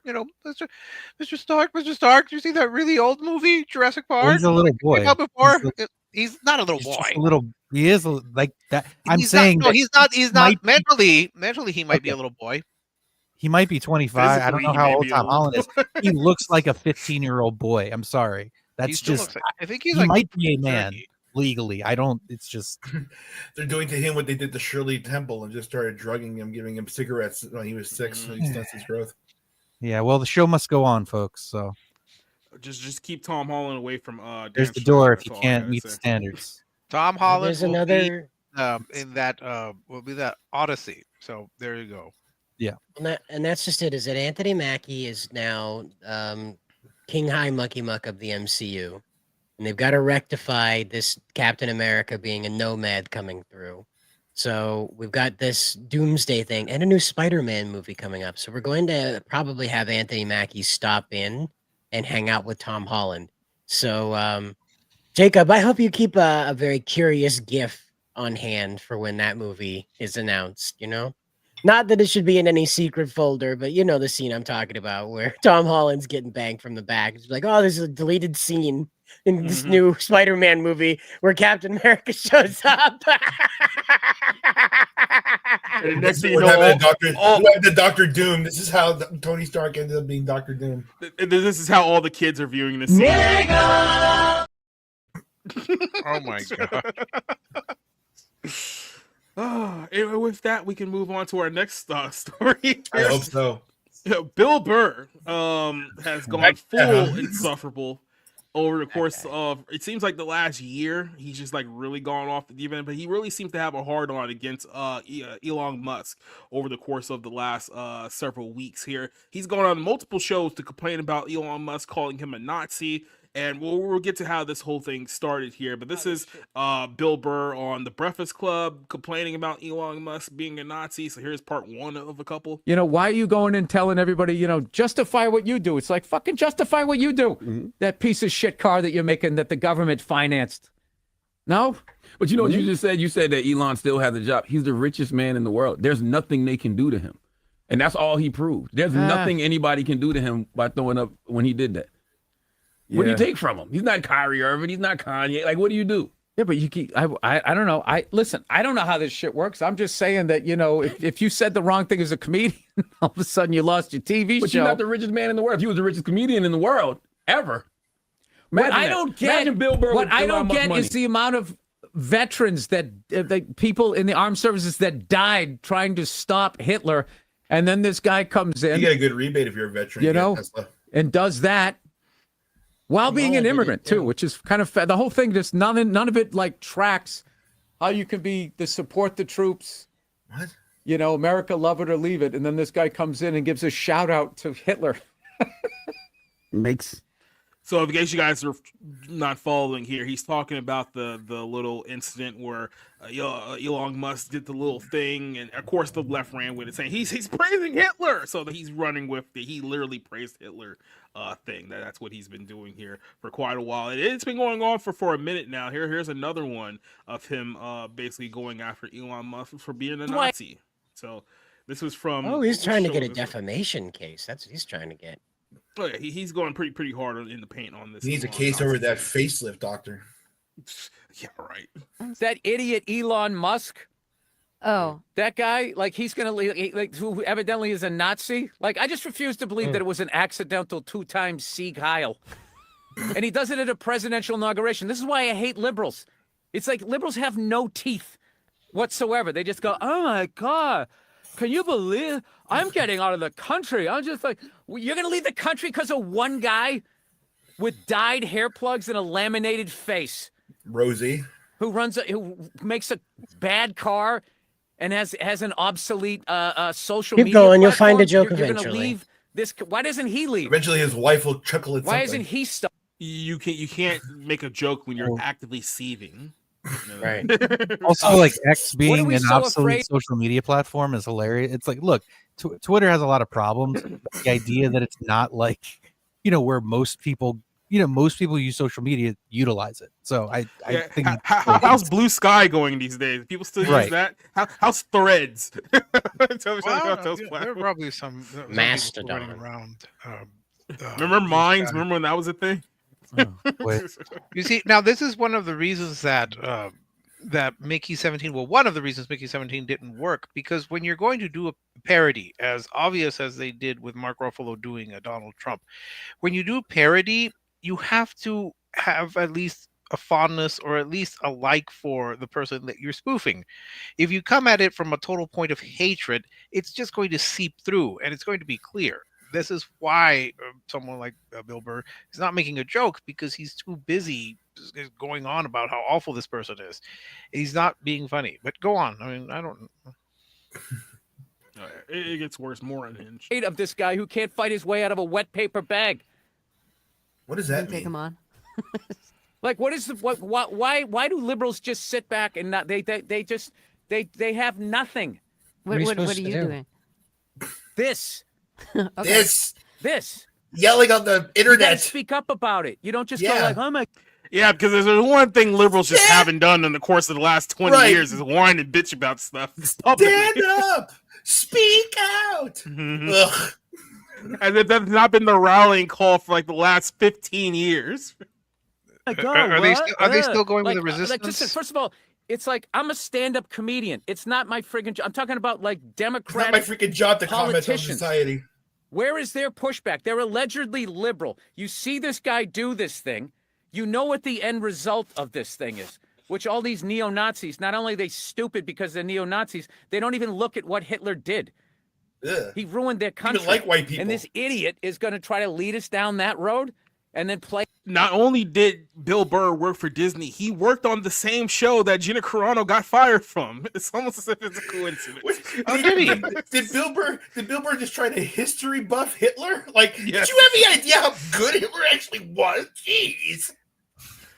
But it's amazing. How can he say that these comedians don't stand up? Has he not heard Kimmel and Colbert? Not just and comedians, Myers? Hollywood in general. He's Right. saying like liberals just somehow just keep quiet when stuff like this is going on. guys, we all know he got negged by his wife to do this. No. He got Pegged. publicity for his play. Pegged by his. No, it's because Poseidon's because she's black. It's Okay, yeah. No. Look and listen, I'm actually going to see Bill Burr next month in Glengarry Glen Ross because he's playing I think the George Aronow character played by Alan Arkin in the movie. So I'm literally spending, and if I take somebody with me, no joke, I'm spending $800 on tickets for good seats to see this fucking play that I've waited my entire life to. And the fact that Bill Burr is doing this fucking bullshit is pissing me off because I'm already spending like $1,500 on a hotel.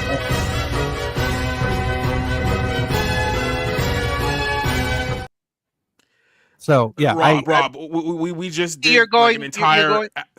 Hold on, Rob. We just did an entire hour-long segment about Mark spending their life savings on WrestleMania tickets, and then you just publicly admitted that you spent $800 on a play.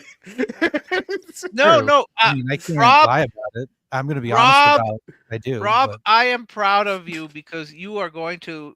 When you go to this show, you are going to see that all-female version of Glenn Ross that they're talking about. But my point is, I will still go see people who I think are full of shit based on their politics or what they have. That's fine, because at the end of the day, I care about, you know what I mean, the play, the art, the writing, the art form.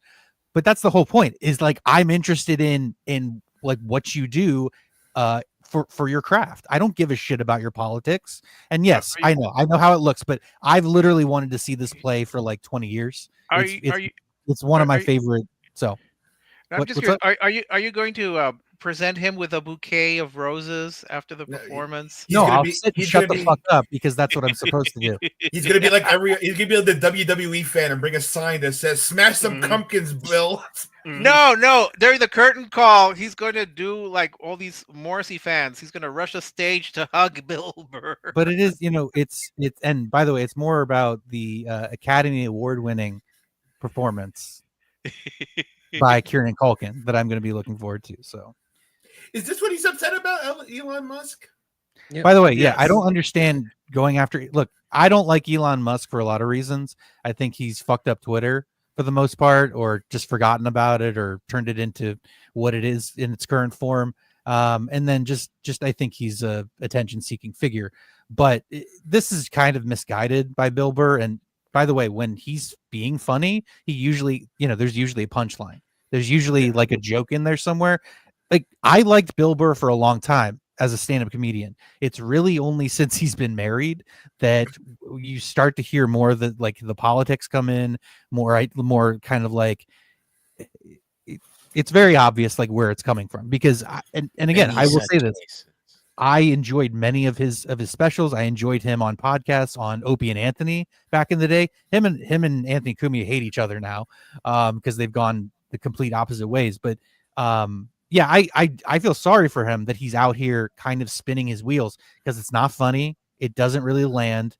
And at the end of the day, Elon Musk is what? The richest guy in the world.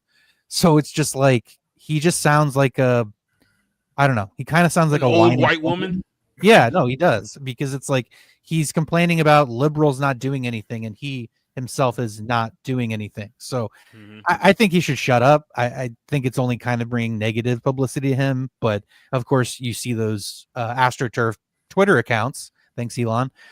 Who you like just promote like, oh yeah, Bill Burr's the modern Carlin, and I'm like, shut the fuck up, please, just shut the fuck up. You have no idea what you're talking about. Didn't 13-year-olds used to do that? Like, didn't 13-year-olds used to do that? Like when they used to do the teabagging in Fortnite. That Oh yeah, or Call of Duty. And I thought that's what that is. Isn't that what? Yeah. He's a gamer right here. So here's more of Burr losing his mind over Elon Musk. It's funny. I made fun of the fucking Twitter guy for fucking Sieg-heiling not once but as if twice. no one would know him by name. I never look at my The emails. Twitter I was guy, scrolling through my Whoever emails. that guy It is. said my Twitter account had been flagged for inappropriate. I don't even tweet anymore. It had been flagged for what a fucking baby. Just like Hitler. A fucking just like baby. Hitler, he would have banned me. That's another. Yep. He would have throttled my account just like Hitler. Hitler would have suppressed my Twitter account too. He's just like Hitler. The thing, all of these people that are into fucking Hitler, you know what I mean? And like, look All at these this guy people. like he was Here we some go. sort of fucking hero. Get The the guy's one of the strong-arm biggest Hitler fucking now. cowards ever. All the pain. By the way, the thing that just hilarious to me here too is that all people are like, oh, I can't believe you were like a guy like him was just the worst person. And they keep in mind all these people are anti-Israel. All these people are anti-Israel. They're pro-Palestine. They're literally rooting on the people who want the Jews dead. But they hate. Oh, Hitler! I can't believe you people like Hitler. You hypocrites. They hate Hitler until they find out that Hitler hated Zionists, and then it's like, oh well, you know, it's all more nuanced. And yes, more nuanced than you think. Yeah. But the thing is that a lot of people, and I'm not trying to say liking Hitler is brave. Don't get me wrong about this statement, but this is funny to me. Like, these people are cowards. Do you understand that just the mere assumption you have any preference that leads towards somebody who looks like me gets you fired, Bill Burr? Okay, like if not get you nuked from real life. This might be the only time I'm able to do this. So, have you ever being this white get me beat up? Just being this white. I'm racist because I'm this white. Yes. Thank goodness I have my Mexican privilege. This might be the only time I'm able. This might be the only time I'm able to do this. But how you can tell a gay Nazi? Are you falling down? Oh, there we go. Thank you. Yeah, you had to be a little bit more feminine with Well, yeah. I don't think your wrist was limp enough on that. Just kind of separate to this, the music that they play for this little montage seems to be a little curious. Dramatic. He went out of his way to make sure to find the most Naziest of Nazi music. No, that's like a least Nazi, like almost like very sad, like recounting a story of trauma. Oh, poor Hitler.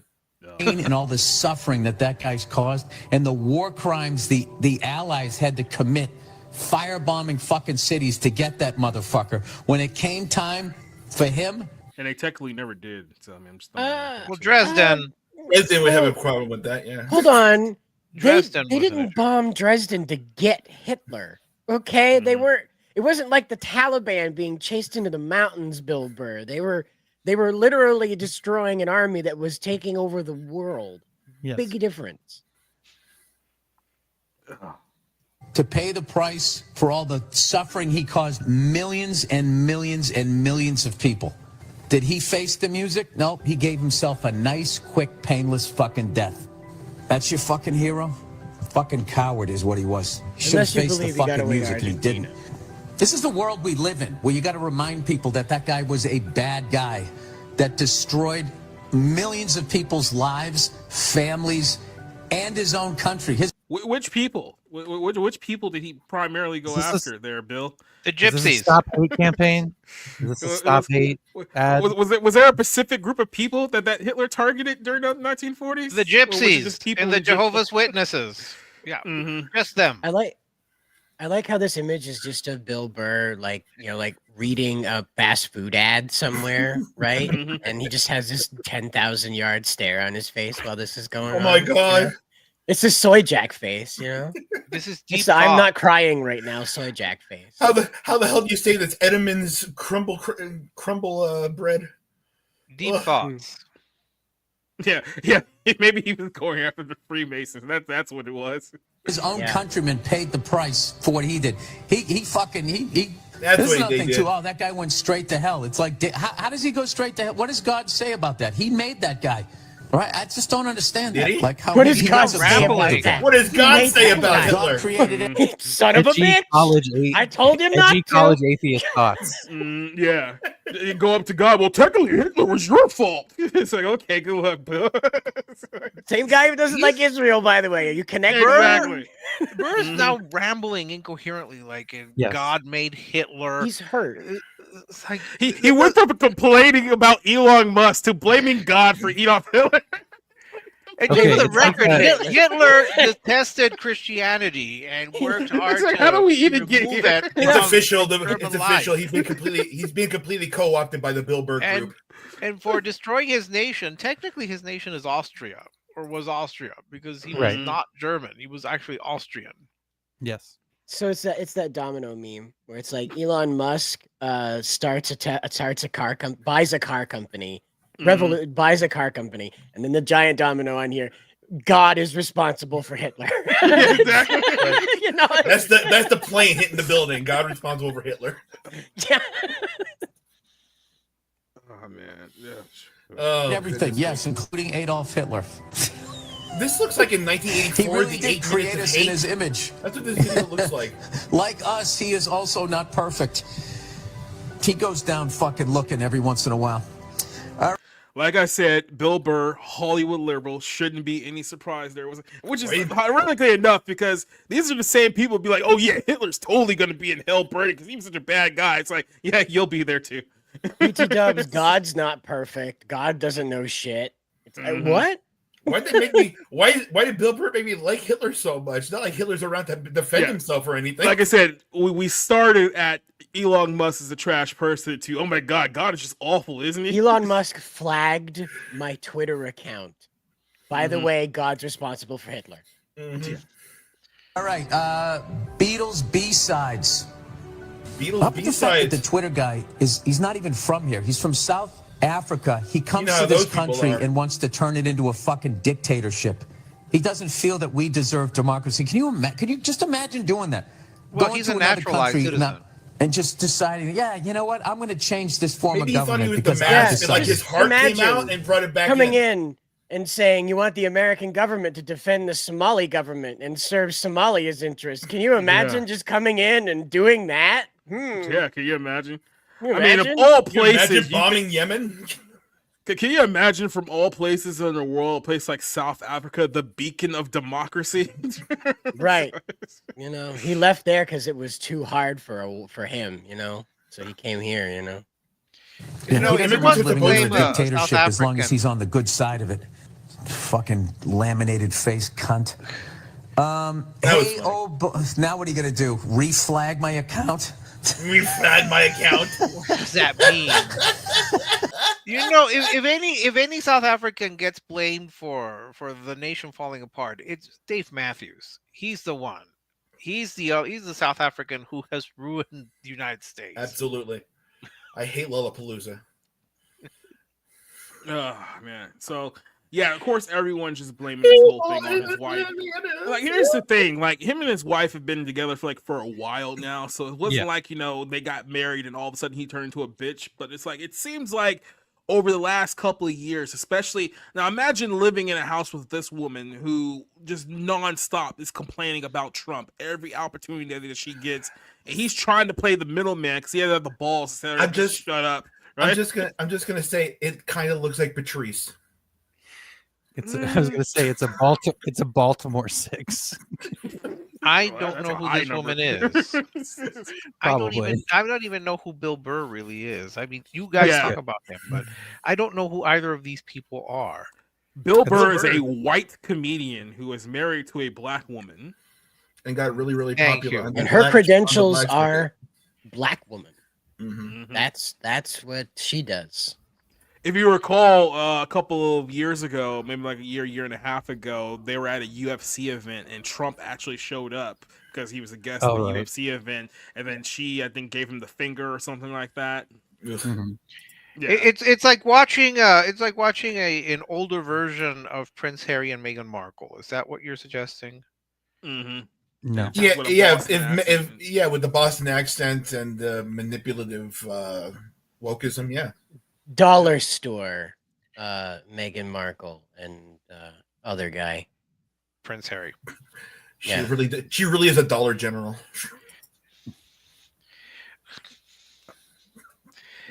So anyway, well, the thing is that I think that Bill Burr kind of just went off there. That last clip that I heard, and I really don't know he much just about went off him. on a tangent.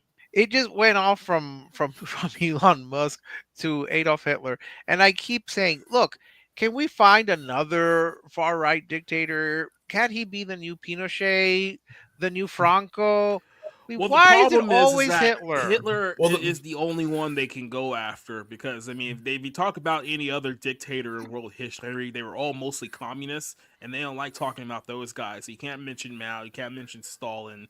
Plus, I told you, you can have Pinochet, you can have Franco. Well, no, Pinochet's not over enough. Well, Pinochet didn't have them, and Franco is the reason why. I mean, you should admire Franco because he's the only one that didn't kill Jews. The South American fascists went after the communists, and then you have to explain why they did that if you want to tell them that part. They're not like that. You can't just ignore that part. It's a very important part why Pinochet was given power to drop people out of helicopters for so long. and was given Well, CIA. he was fucking- given It's not like power he did because that once. And he he was was given power because he overthrew Allende. That's and why. he was still a coward. And he just did that by He was himself, bombing Rick? he was bombing their White House. He was bombing the White House. And he just did that by himself? I'm just Well, he saying. did that with some other generals. I'm just saying that he's still a coward, and my family still has a big argument with him, and he's still a coward. And the helicopter thing is exaggerated because that's what we used to do to him. So again, I mean, this is what I'm saying is that like also the American system doesn't teach anybody else was bad. They don't even teach you that Stalin was bad. They just teach you we have a problem with him.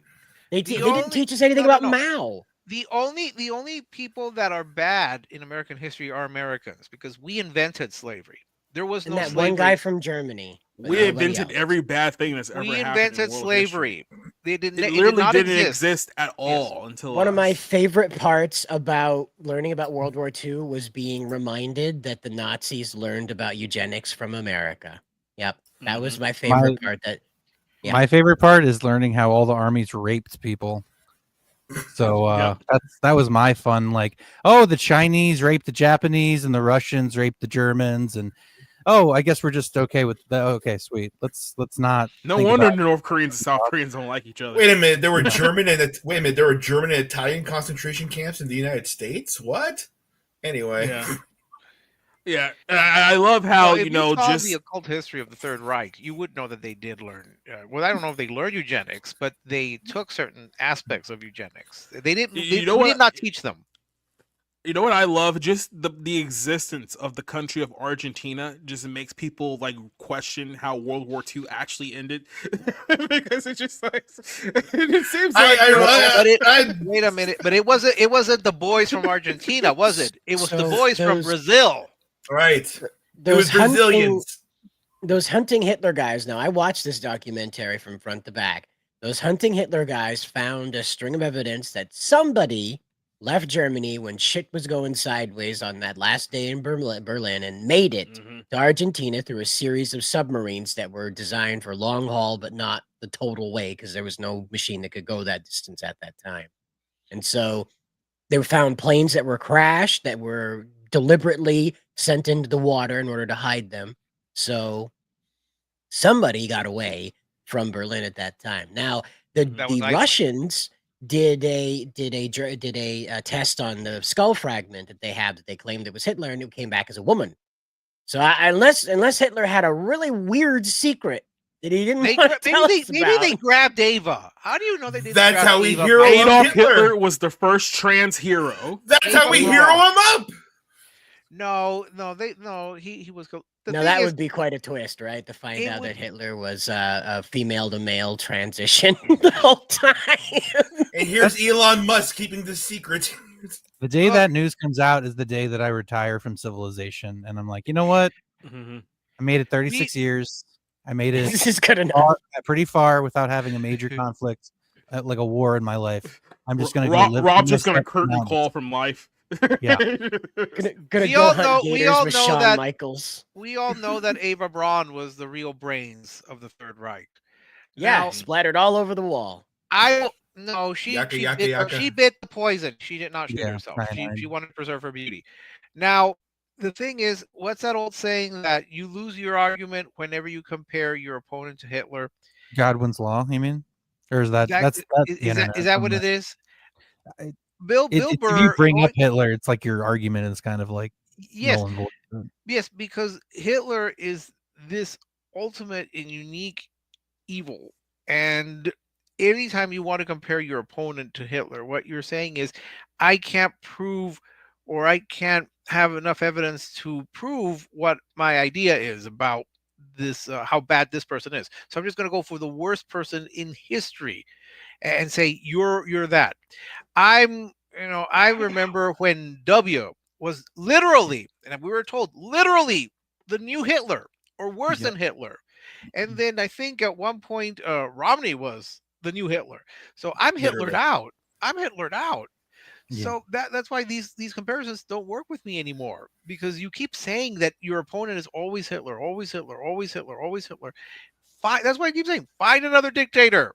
because you I think can't it's keep going with the same guy over and over and over and expect me to think, okay, you told me that W was literally the new Hitler. Now you're telling me that Trump is worse and worse than the new Hitler, and that was W, whom you all love now. Please just make up your minds. Pick a lane, bitch. I think it's Pretty because people don't want to be like politically incorrect, because it's really hard to pronounce a lot of modern dictators' names like Wakadaki and Shangalongo and all these other kind of people, just all over. Sound made up, but okay. But no, I'm saying is that dictators' names are hard to come up. Hitler, even Nobody can Mao, spell Gaddafi. Mao didn't even spell Gaddafi. It doesn't even spell the right way. Mao, it doesn't even come there. Hitler is all harsh syllables. So that's why You want dictators? Look at Mahmoud Abbas or Abu Mazen, who's been the 5-year president of Palestine for like 30 years now. Those are you look dictators. You looked at Hosni Mubarak, who got overthrown.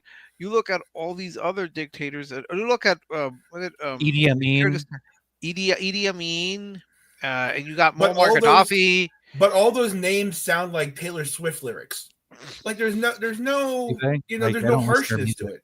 Yeah, there's no harshness to it. Hitler. Right. That's a punk song. So are you gonna get Mussolini? Then there was this one. Oh, Mussolini. See what I mean? You could do Tito, not confused with Tito Jackson. And I think about this one on and off. Yeah, I think about this one on and off a lot. To that point. But you want to see the fun thing about this? Look who wrote it. Rabbi Shazby Bullman. So Obama is the rabbi closest thing we wrote have this. Yeah, Obama phonetically is the closest thing we have to Hitler. And out of all the people who've been accused of being Hitler, Obama's the one that rocks the Hugo Boss drip the most. Oh I'm my saying, God. okay? He put just as many kids in cages. Stop. Assalamu alaikum. Oh gosh. Can you say that with a German accent? This whole topic is cursed. It's just like Hitler and Jews and genocide. And then out of nowhere, Obama. Thanks, Bill Burr. And then there's Obama. Well, to be perfectly clear, Bill Burr transitioned from Elon Musk to Adolf Hitler. It's not a surprise that somehow this in between blaming God for all the world's problems. Yes. The problem is that the problem is I guarantee if you listen back, this probably made more sense than the Bill Burr rant. But it sounds like a Reddit thread. It sounds like a bunch of angry teenagers or young 20-somethings like, like our parents lied to us about God and like a bunch of like cringy like bullshit. And it's like, I mean, okay, just live a little life and then come back and think about, No, it's like a 4chan thread when someone like asks like, how do you change the wheels of a tire on your car, and then like 4 posts in, it just starts talking about people calling each other Jews, and somehow Hitler gets invoked. You're just like, the Jews are the reason why we have 5 spokes, because it makes a Star of David. Oh my god! Truly not good. That's true. I actually have one of those $1 billion trillion bills.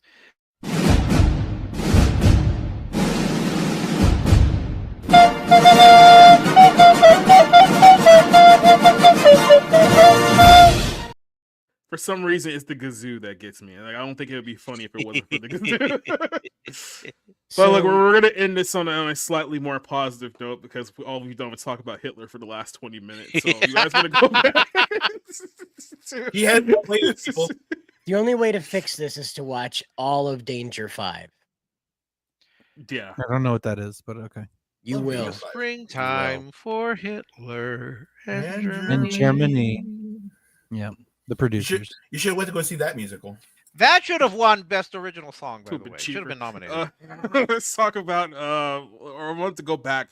to a year of 1997. People ask me, why did I pick this year? It's like, well, I picked this year because I was going to play in a different video entirely, and then Nickelodeon decided they were going to claim it, even though it wasn't even their video, but somehow they're all owned by Viacom or some weird thing like that. It's a thing. I'm still working on fixing it, so it'll probably be a thing for next week's episode. But till then, we're going to go back here, and I'm going to show you guys what we were actually doing back in 1997, and you're going to realize how much life stinks now because we killed masculinity. Rob's going to be happy. Gay.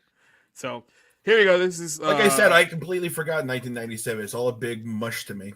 Well, maybe you can get a few memory unlocks just by watching a little bit of this. My love to me. Put on the telly. Remember when Austin Powers was a thing? Yeah. BBC Williams. BBC One. I remember the BBC song. There's literally like 5 BBC. It makes no sense. He didn't even mention children's BBC. Right. Like I thought this was There's a joke, CBBC or BBC Adult. Yeah, then you realize how many BBC channels there are. It's like, is that all you guys have in the UK? No wonder you guys are all stabbing each other. BBC XYZ. The 1997 MTV Movie Awards. Catch it all this weekend only on MTV. Yeah, baby. Yeah, baby. He's one of the youngest VPs they've ever had. At first, he I remember wasn't this really commercial. sure about going on to college. I can't believe black women used to have that hairdo. Their practical approach to education. That was like the professional black hair, And he like listened. business hair. He High and went to tight. DeVry, got his degree, and he learned. That's what counseling's all about. See, after he protested outside the bank, the black guy from Falling Down got a job and went to college. 30 years later, it's like, did you go to DeVry? You may be eligible. Right, that's what he was complaining about. No, DeVry University. Yep. That does sound familiar. But it's interesting that you had images of successful black women where no one thought anything of it. Well, this was guys. This is in between soap operas, so and 1 o'clock in the afternoon. So let me catch up to you guys here. If you're going to a college that has a 1-800 number, it is a scam. But it has 14 North American campuses. If you're going to a college that can't afford an E in its name, yeah, right. Remember Phoenix University? Yeah, that's still a thing. Remember Westwood University? Yeah, oh boy. Oh boy. 800. What happened to Trump? Are we gonna get the education? Are we gonna get the education connection song? That one might still happen, Rick, but it will happen for different reasons. Wham! Oh my god! Time to chill, cool down. You're not sending me to the cooler.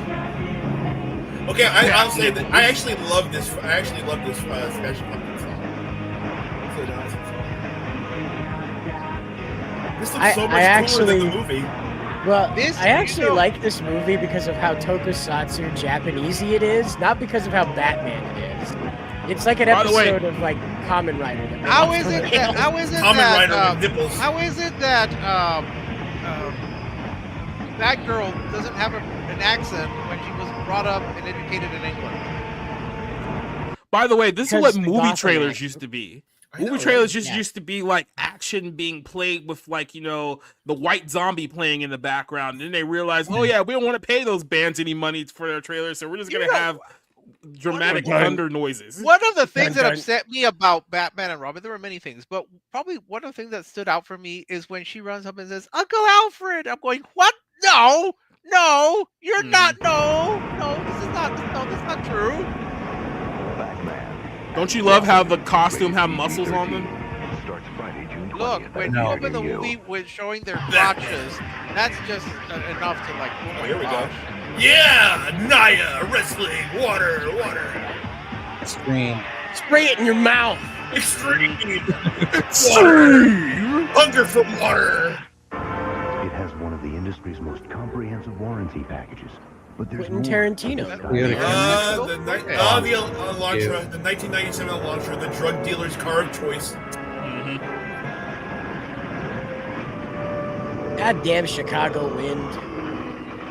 with the best Did it start screaming, "This is MAGA country"? There's no doubt. I was reading about the Jean Benet Ramsey case. Why is this Hyundai owner's manual now?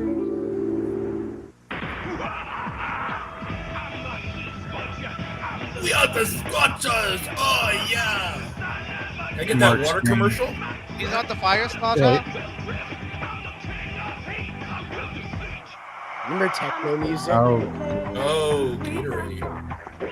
Oh yeah. I miss the Y2K thing so much, man. Oh yeah. Does anyone have an unopened bottle of Gatorade? You want to have an unopened bottle of Gatorade Frost you can sell on eBay? It's not Gatorade anymore. On video cassette.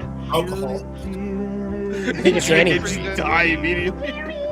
Yeah, you just open it. And I hated that kid. Kill you. Oh, that was the kid I wanted to strangle when I was younger. Promise.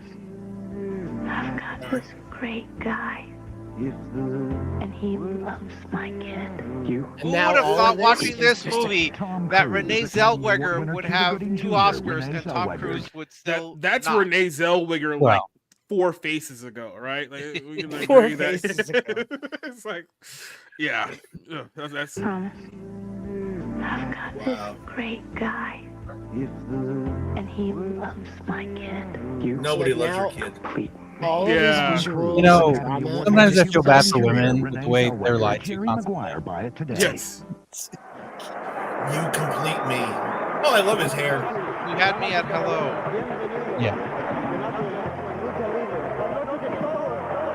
Oh, there we see, go. this is another type of wrestling that you guys would enjoy. Lucha Libre. Look, it is. I love it. Oh, Moose Shea is beating the crap out of Vanilla Ice right now. Okay. Oh, Airwalk. Footlocker. I don't remember Airwalks. Ernest on a date. That's how you get a groin injury. That guy's dead now, right? Probably. Oh yeah, like Turbo. Oh, I dead. thought that was Ernest. I thought it was Ernest P. World. No, that's what I meant. Like, Ernest is World. definitely dead, right? Yes, yes, Like, he he's is. so dead. Jim He's Varney, an yeah. AI. Barney. Yes, Jim Barney. Yeah. This is kind of fun. See, this is a 97. This is a commercial from 97. I found out today that he was in a basketball movie called Slam Dunk Ernest. Oh my god. Sport. The cool, fresh scent of exhilaration. In aftershave and deodorants. New from Aquavelva. Do you remember logos like that? They're odd. On Oddville MTV, there's. Do you remember a world before TikTok? This was TikTok before TikTok was TikTok. Right. Wow. Yesterday. The future arrived. future arrived. All my troubles seem so far away. You missed it because you were illegally downloading Neighborhood movies. by neighborhood. Laying the way for the future to You come. wouldn't download 1997, would you? Yes, your house. yes, we would, in fact. Wow, they're advertising stars? The way you'll go to work. Yeah. Like, hey, look, is this better or worse than Comcast? That's all I care about at this point. Which internet connection is this? Beep, beep, beep. Do you like a better paying job or make more money in your Ally present McNeil. job when now you can train at home in just a few months for one of America's 22 top career opportunities? Listen to these great She's reading success this like there's a stories. guy with a gun on the other side I of the love doing camera. medical transcription at home so I can be with my kids. This isn't one of my kids, though. Okay, Don't worry. pause, This is my pause, daughter. pause. Stop. Who was doing medical transitions at home in 1997? Was this a thing? Well, technically, data entry. So Yeah. yeah, it's possible. That's what I was This is doing. data So entry. this is basically, I mean, she's talking about medical transcription. I'm learning medical coding currently, and one of the perks to the job is that you can work from home. Yeah. That's why a lot of people are going. Yeah, into it. now. Now, right? No, I No, mean, no, no. 1997. 28 years later, yes. This is I basically will- Rob's setup minus the kid. You need to get the kid there, Rob. Yeah, well. All I'm saying is, if you had a Like the gateway perks, computer, you though. were absolutely not working at home in 1997. That's No. true. I used to work at a medical dental billing service, and yeah, I used to do this kind of stuff. And yeah, you could do this at home. It was annoying, but you could do it at home. It's not very practical, but you could do it at home. Well, you Fucking better get dial-up. used to. Yeah. You better get used to it once COVID hits because you're gonna be locked in your Right. house. She's gonna have to live with the consequences. Don't you realize that, lady? Shouldn't you be in Deep I was Space gonna Nine? say, like, it's just data entry. So it's just Yeah. if you can do a spreadsheet, you know, like if you've got Excel on your computer, you can do data, medical data entry stuff. Yeah. But again, we have to remember that these were played right after The Price is Right. So Oh yeah, everybody was jazzed on new cars. They're like, well, shit, I can't afford a car. I'll get a computer instead. They cost the same. I can't even afford the tax for a car. It was this, a car or a piano. Thanks to PCDI's home study course on personal computers, I got a promotion. The training was so easy to understand, and it only took 6 months. 6 months for you to figure out Excel? Yeah, I didn't have to do anything, and I got promoted. They even showed me how to get this fun and great. We got promoted because of white privilege. Right. 20 years later, yeah, I was watching GTA characters fart on each other on video games on YouTube. Yeah, right. And then I got a promotion because I didn't say I was going to kill my boss and burn his Tesla. I didn't mark Office Space as my favorite movie on Facebook. I didn't post that on Twitter. But yeah. I got a promotion because the other guys keyed up my boss's Tesla, and I was next in line. So people talk about this like going Same back hair, in the though. past and how they're going to make all these investments. And every now and then I think to myself, just imagine being a tech guy in like the 90s and just how easy it would be. You know, it's just like, oh yeah, no, it's this thing here because like it's this simple thing you learn when you first started using a computer. Yeah. You know? Let me explain to you like how your floppy disk works. Well, the only go back in time and be a tech guy back then, but don't give them tech secrets. Just be a genius at solving their problems. That's it. The only thing in this entire office that's going to be compatible in 2000 and whatever the hell is going to be the fax machine anyway. You think that's what happened to John McAfee? He was from like 2008 and he went back to 1980 something and just was a casual tech guy. Played it cool. It's like just sitting there, just fixing up everything. That's how we got the DeLorean. With PCDI, it's simple. Just select the career you've always dreamed about and train in the That sounds like a convenience of your sexually home transmitted and at your own disease, pace. ma'am. Whether you want the security of being paid a good income. Now, wait a minute. employer, What is or this if you and want to Canada make we money talk out of about your here? home, call this toll-free number to get free Well, that's when literature we were on still one of trying to make it the America's top 51st career state. choices. See, that's You'll been get this going on for nationally a long time. recognized diploma after you've trained for the career you've always You're not wanted. Like I said, Take a I look think at we built the PCDI's wall on the wrong exciting border. career opportunities. Can you imagine the Thank you. self-esteem? Can you imagine the Medical dental self-esteem office boost you assistant, get from the computer school training, of medical bookkeeping? transcription, Yeah. bookkeeping and accounting, personal computer repair, home inspection, legal transcription, Home inspection? You can do your own repair, home? veterinary VCR assistant, repair. decorating, real estate appraisal, That's an travel investment in agent, the app. fitness and nutrition, Travel daycare, agent. floral agent. design, Hey, locksmithing, I still, electrician, would prefer gunsmithing, you- Gunsmithing? carpentry, Why, you Gunsmithing. learn how to or gunsmith in your own get your house? high school diploma. Call this number for free Wow. literature on Dude, the one 1987 career was awesome. opportunity you've always The dreamed things about. you It can do costs with you Windows nothing. Please do not 95. call this Call number. now.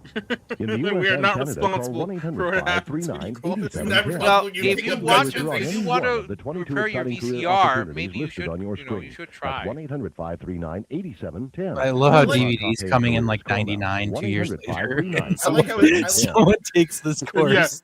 Hey, look, guys. In 2 years, half the shit's gonna be obsolete. So It's just called What the computer hell is a trading. VCR? Mhm. I Oh my still god! have my Imagine going to VCR. school to be a VCR repairman and then the DVD player comes out. That's a whole skit from Red Letter Media. What do you get from an outdoors degree? You could, well, you mean you could transition from VCR repair to floral design. These- Conservation Outdoors. Now, is okay, something now more. honestly, now aren't these better options than DEI programs though? Oh, the this Lost is World. Thought was lost. Jurassic Park Lost How World. was that? The danger 90s No, this is CGI part, was this is not part great. 3, isn't it? is coming. No, It it's was two. 97. I rode off the boat. This is the best part when T-Rex when shows they're up in running San down- Diego. Yeah, and they're Yeah. running down. You got the Japanese people running down the street. They've actually been, almost all of them have been pretty bad. Rated PG-13. Now play. I mean, The you don't only get good the one was the argument out of first me. one.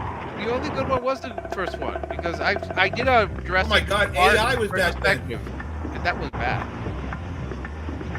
Not as bad as Jurassic Park 3. That was, Little shot of Hurricane Andrew. Hey, the first 3 are masterpieces compared to the Jurassic World movies. Okay? well, just because Justice nobody Smith is a likes low Justice bar, to be Smith. clear. Yeah. Was he even alive at this time in 1997? I wish he wasn't alive now. In Minecraft. A little time that I be up there spreading my wings, it feels good. Well, who do you think this is, mumbling? I mean, that's the best Sean part Kemp? of the game to me. 40 Sonics. Yep, Sean Kemp. Obviously, all these players are not as good as Brony, so that. Yeah. Being able to do that, you put in the right situation. He's man, no it feels good. Makembe Mutombo. You know, Don't that's do the my- best part of the game.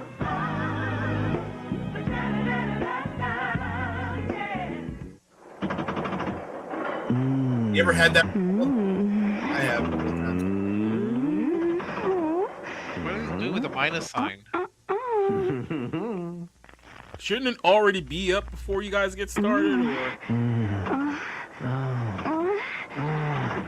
Remember when you could just air this? It's like, Just air really? this? By the way, What is this? This is just a commercial that MTV ran like 11 o'clock on a Wednesday. Who puts their tampon in the middle of sex? Yeah, like that's when the action stops, like abruptly. Oh, is that what's going on? Better. Mm. Direct sheet. No, it's Only the lubrication. feeling gets there. Oh. Oh. These are the people who auditioned for the real world road rules. Remember Okay, their hold faces. on. It's the Pause last that. time you'll see them. Meet That's spelled chic, the Arab chic, not chic, as in fashion chic. Yes. You're putting on an Arab condom. It's Durex Arabs. Well, That's it's what probably that box cider. says, Cider. Durex It's Arabs. probably due to. I don't like It's it. probably due to the Sheikh, or the Sheik, the Rudolph Valentino movie, back from the 1920s. Look, we're making Arab jokes, and Yes. chic sounds very close to sheep, so we're treading dangerous territory Right, right now. well, you know. It's the iron sheik. Ah, you son of a bitch! I hate you. See, that Durex should have done that. That would have been a great commercial. Yep. the The Iron Sheik, he was Real right World there. Boston Road Rules Islands coming in July. Ooh, up all night. Oh, hell yeah. Oh, adult videos. Yeah, I this is when you wouldn't got to- call this is when you got to watch, Freedom Prodigy. 90 an adult video. This is when you got to watch Prodigy's video in the middle of the night. Mm-hmm. Yeah, I don't connect George Michael with the new album videos. next. MTV News. Great delivery, pal. Back when we actually had news on MTV. Do you want to do a second take? No? Okay. No, that's coming later. Stream.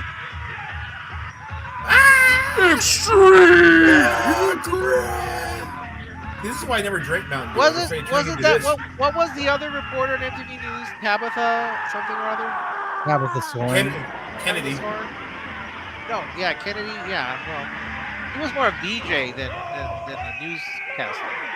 I It feel was like in the Tabitha Soren. 90s, they were just trying to make us find creative ways to kill ourselves. I feel like Yes. these are like suicide encouragement videos. Well, a lot of these are sensory overload commercials. They're just Mhm. just hitting you so you look at the screen long enough to find out what the hell is happening, and by the time you figure it out, you want a Mountain Dew.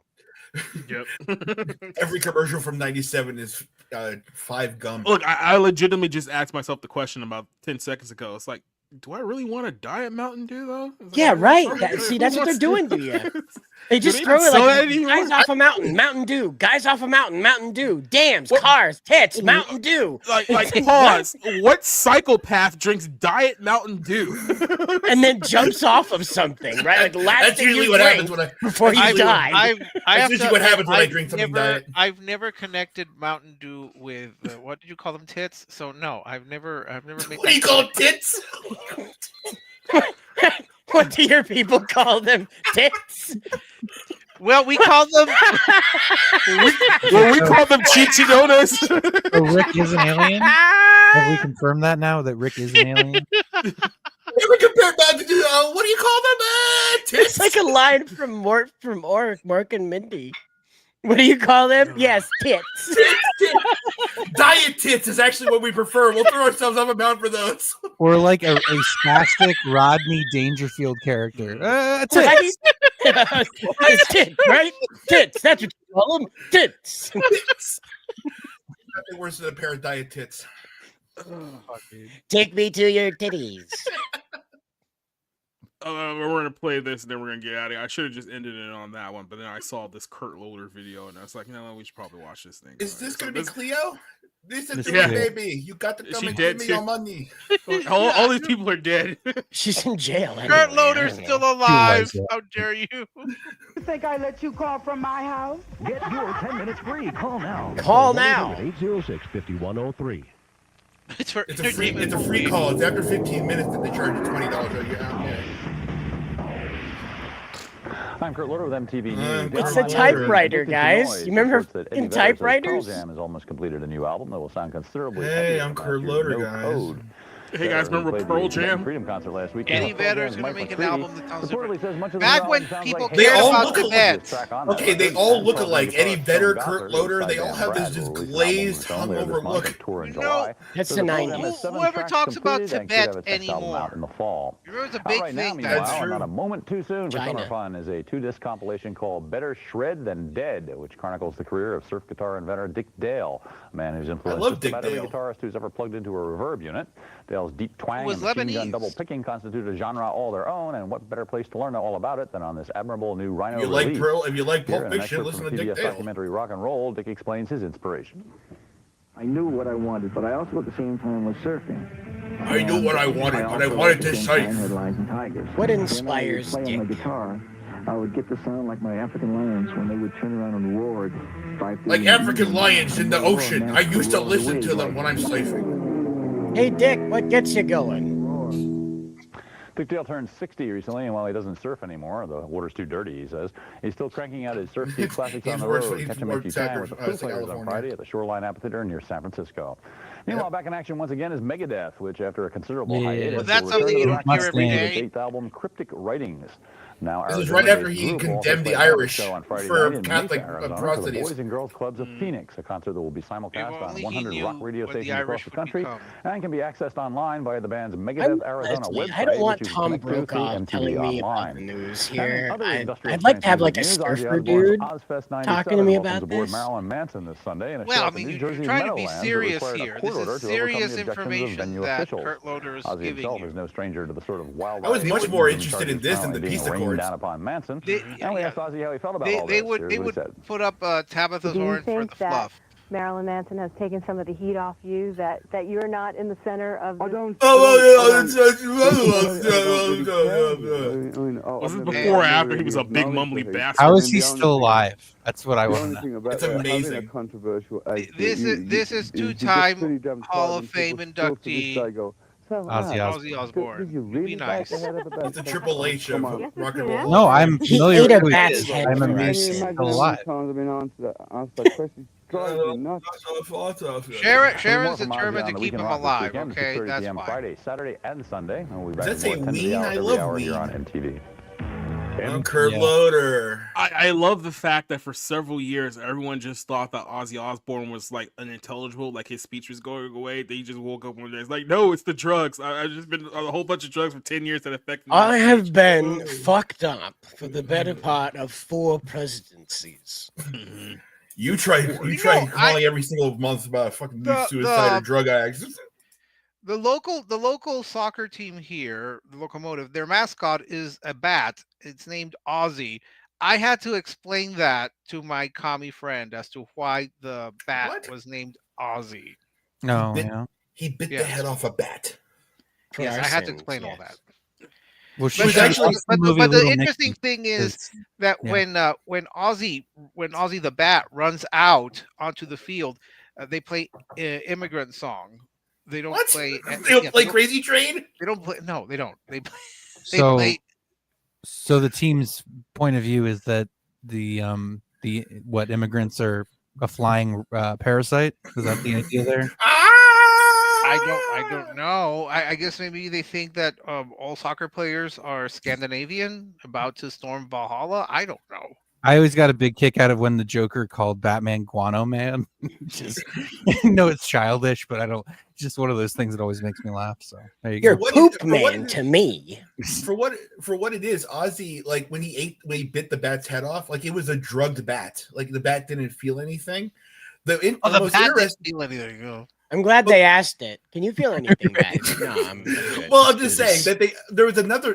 The one that actually got him really famous is the one that he did in front of like the Atlantic Records executives, where him and his wife come in, Sharon, and they let out doves, and one of the doves landed on Ozzy's knee, and he just decided to chop the head off of it in front of the executives. Yeah, well, that's not, I guess that's better. That's better than when was it? Alice Cooper threw that chicken into the crowd, Right. expecting it to He fly. didn't think it could fly. He thought chickens could fly. And turkeys can't fly either, just for the record. Colonel Sanders kills chickens, not Alice. Well, on that note, we're gonna go ahead and get out of here. So I'm gonna give it up to you guys to tell people what you have going on, even though it's probably nothing. Eddie, there you go. Jeez. I'm actually planning on starting a stream of my own, but I don't know what it's going to be called or when it's going to be, so I can't really talk about it. Yeah. Hey everybody, come follow me on Eddie Brock _YT, Twitter, whatever. And yeah, I'll come up with something next week. All right then. Cider, what do you got coming up? 8 p.m. on Bounding. We're doing things and talking about stuff. See you there. Perfect. Rick. Get it out. We'll come back to Rick. Wait until Rob, you what see do you- yourself in that wrestling intro. You guys can follow me over on my Twitter. Watching movies as always. That's about it. Yeah, I had a really good time tonight though. I had a lot of laughs. So thanks for stopping by.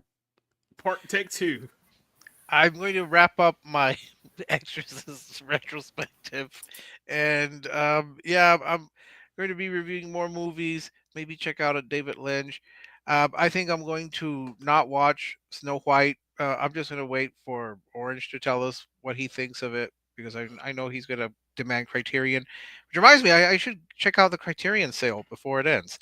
That's pretty much it. Just more reviews, and I might be forced to review every single episode of With Love, Megan. So, thoughts and prayers appreciated. Go up with that one. Here's what we got coming up here. Like I said, tomorrow night I'll be on 01 over at Bounding. Next Sunday we got the Bible Lens. We're gonna talk about Ezekiel 38.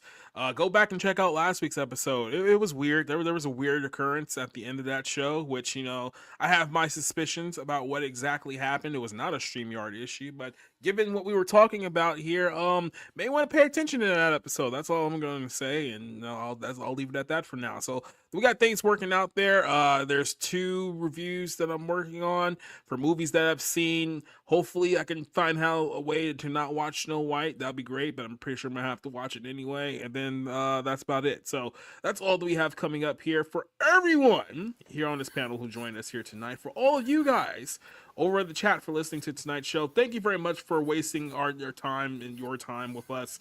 We will see you guys next week. Adios, goodbye, and good night. We're out of here. Bye bye. Okay.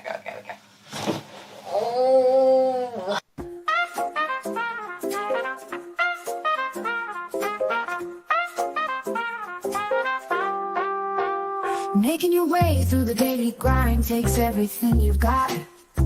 Taking a break from all your worries sure would help a lot. Wouldn't you like to tune away? All those nights when you're feeling low, the rent is overdue, and your coffee maker's broken, your luck just seems to skew, and your boss is always on your case.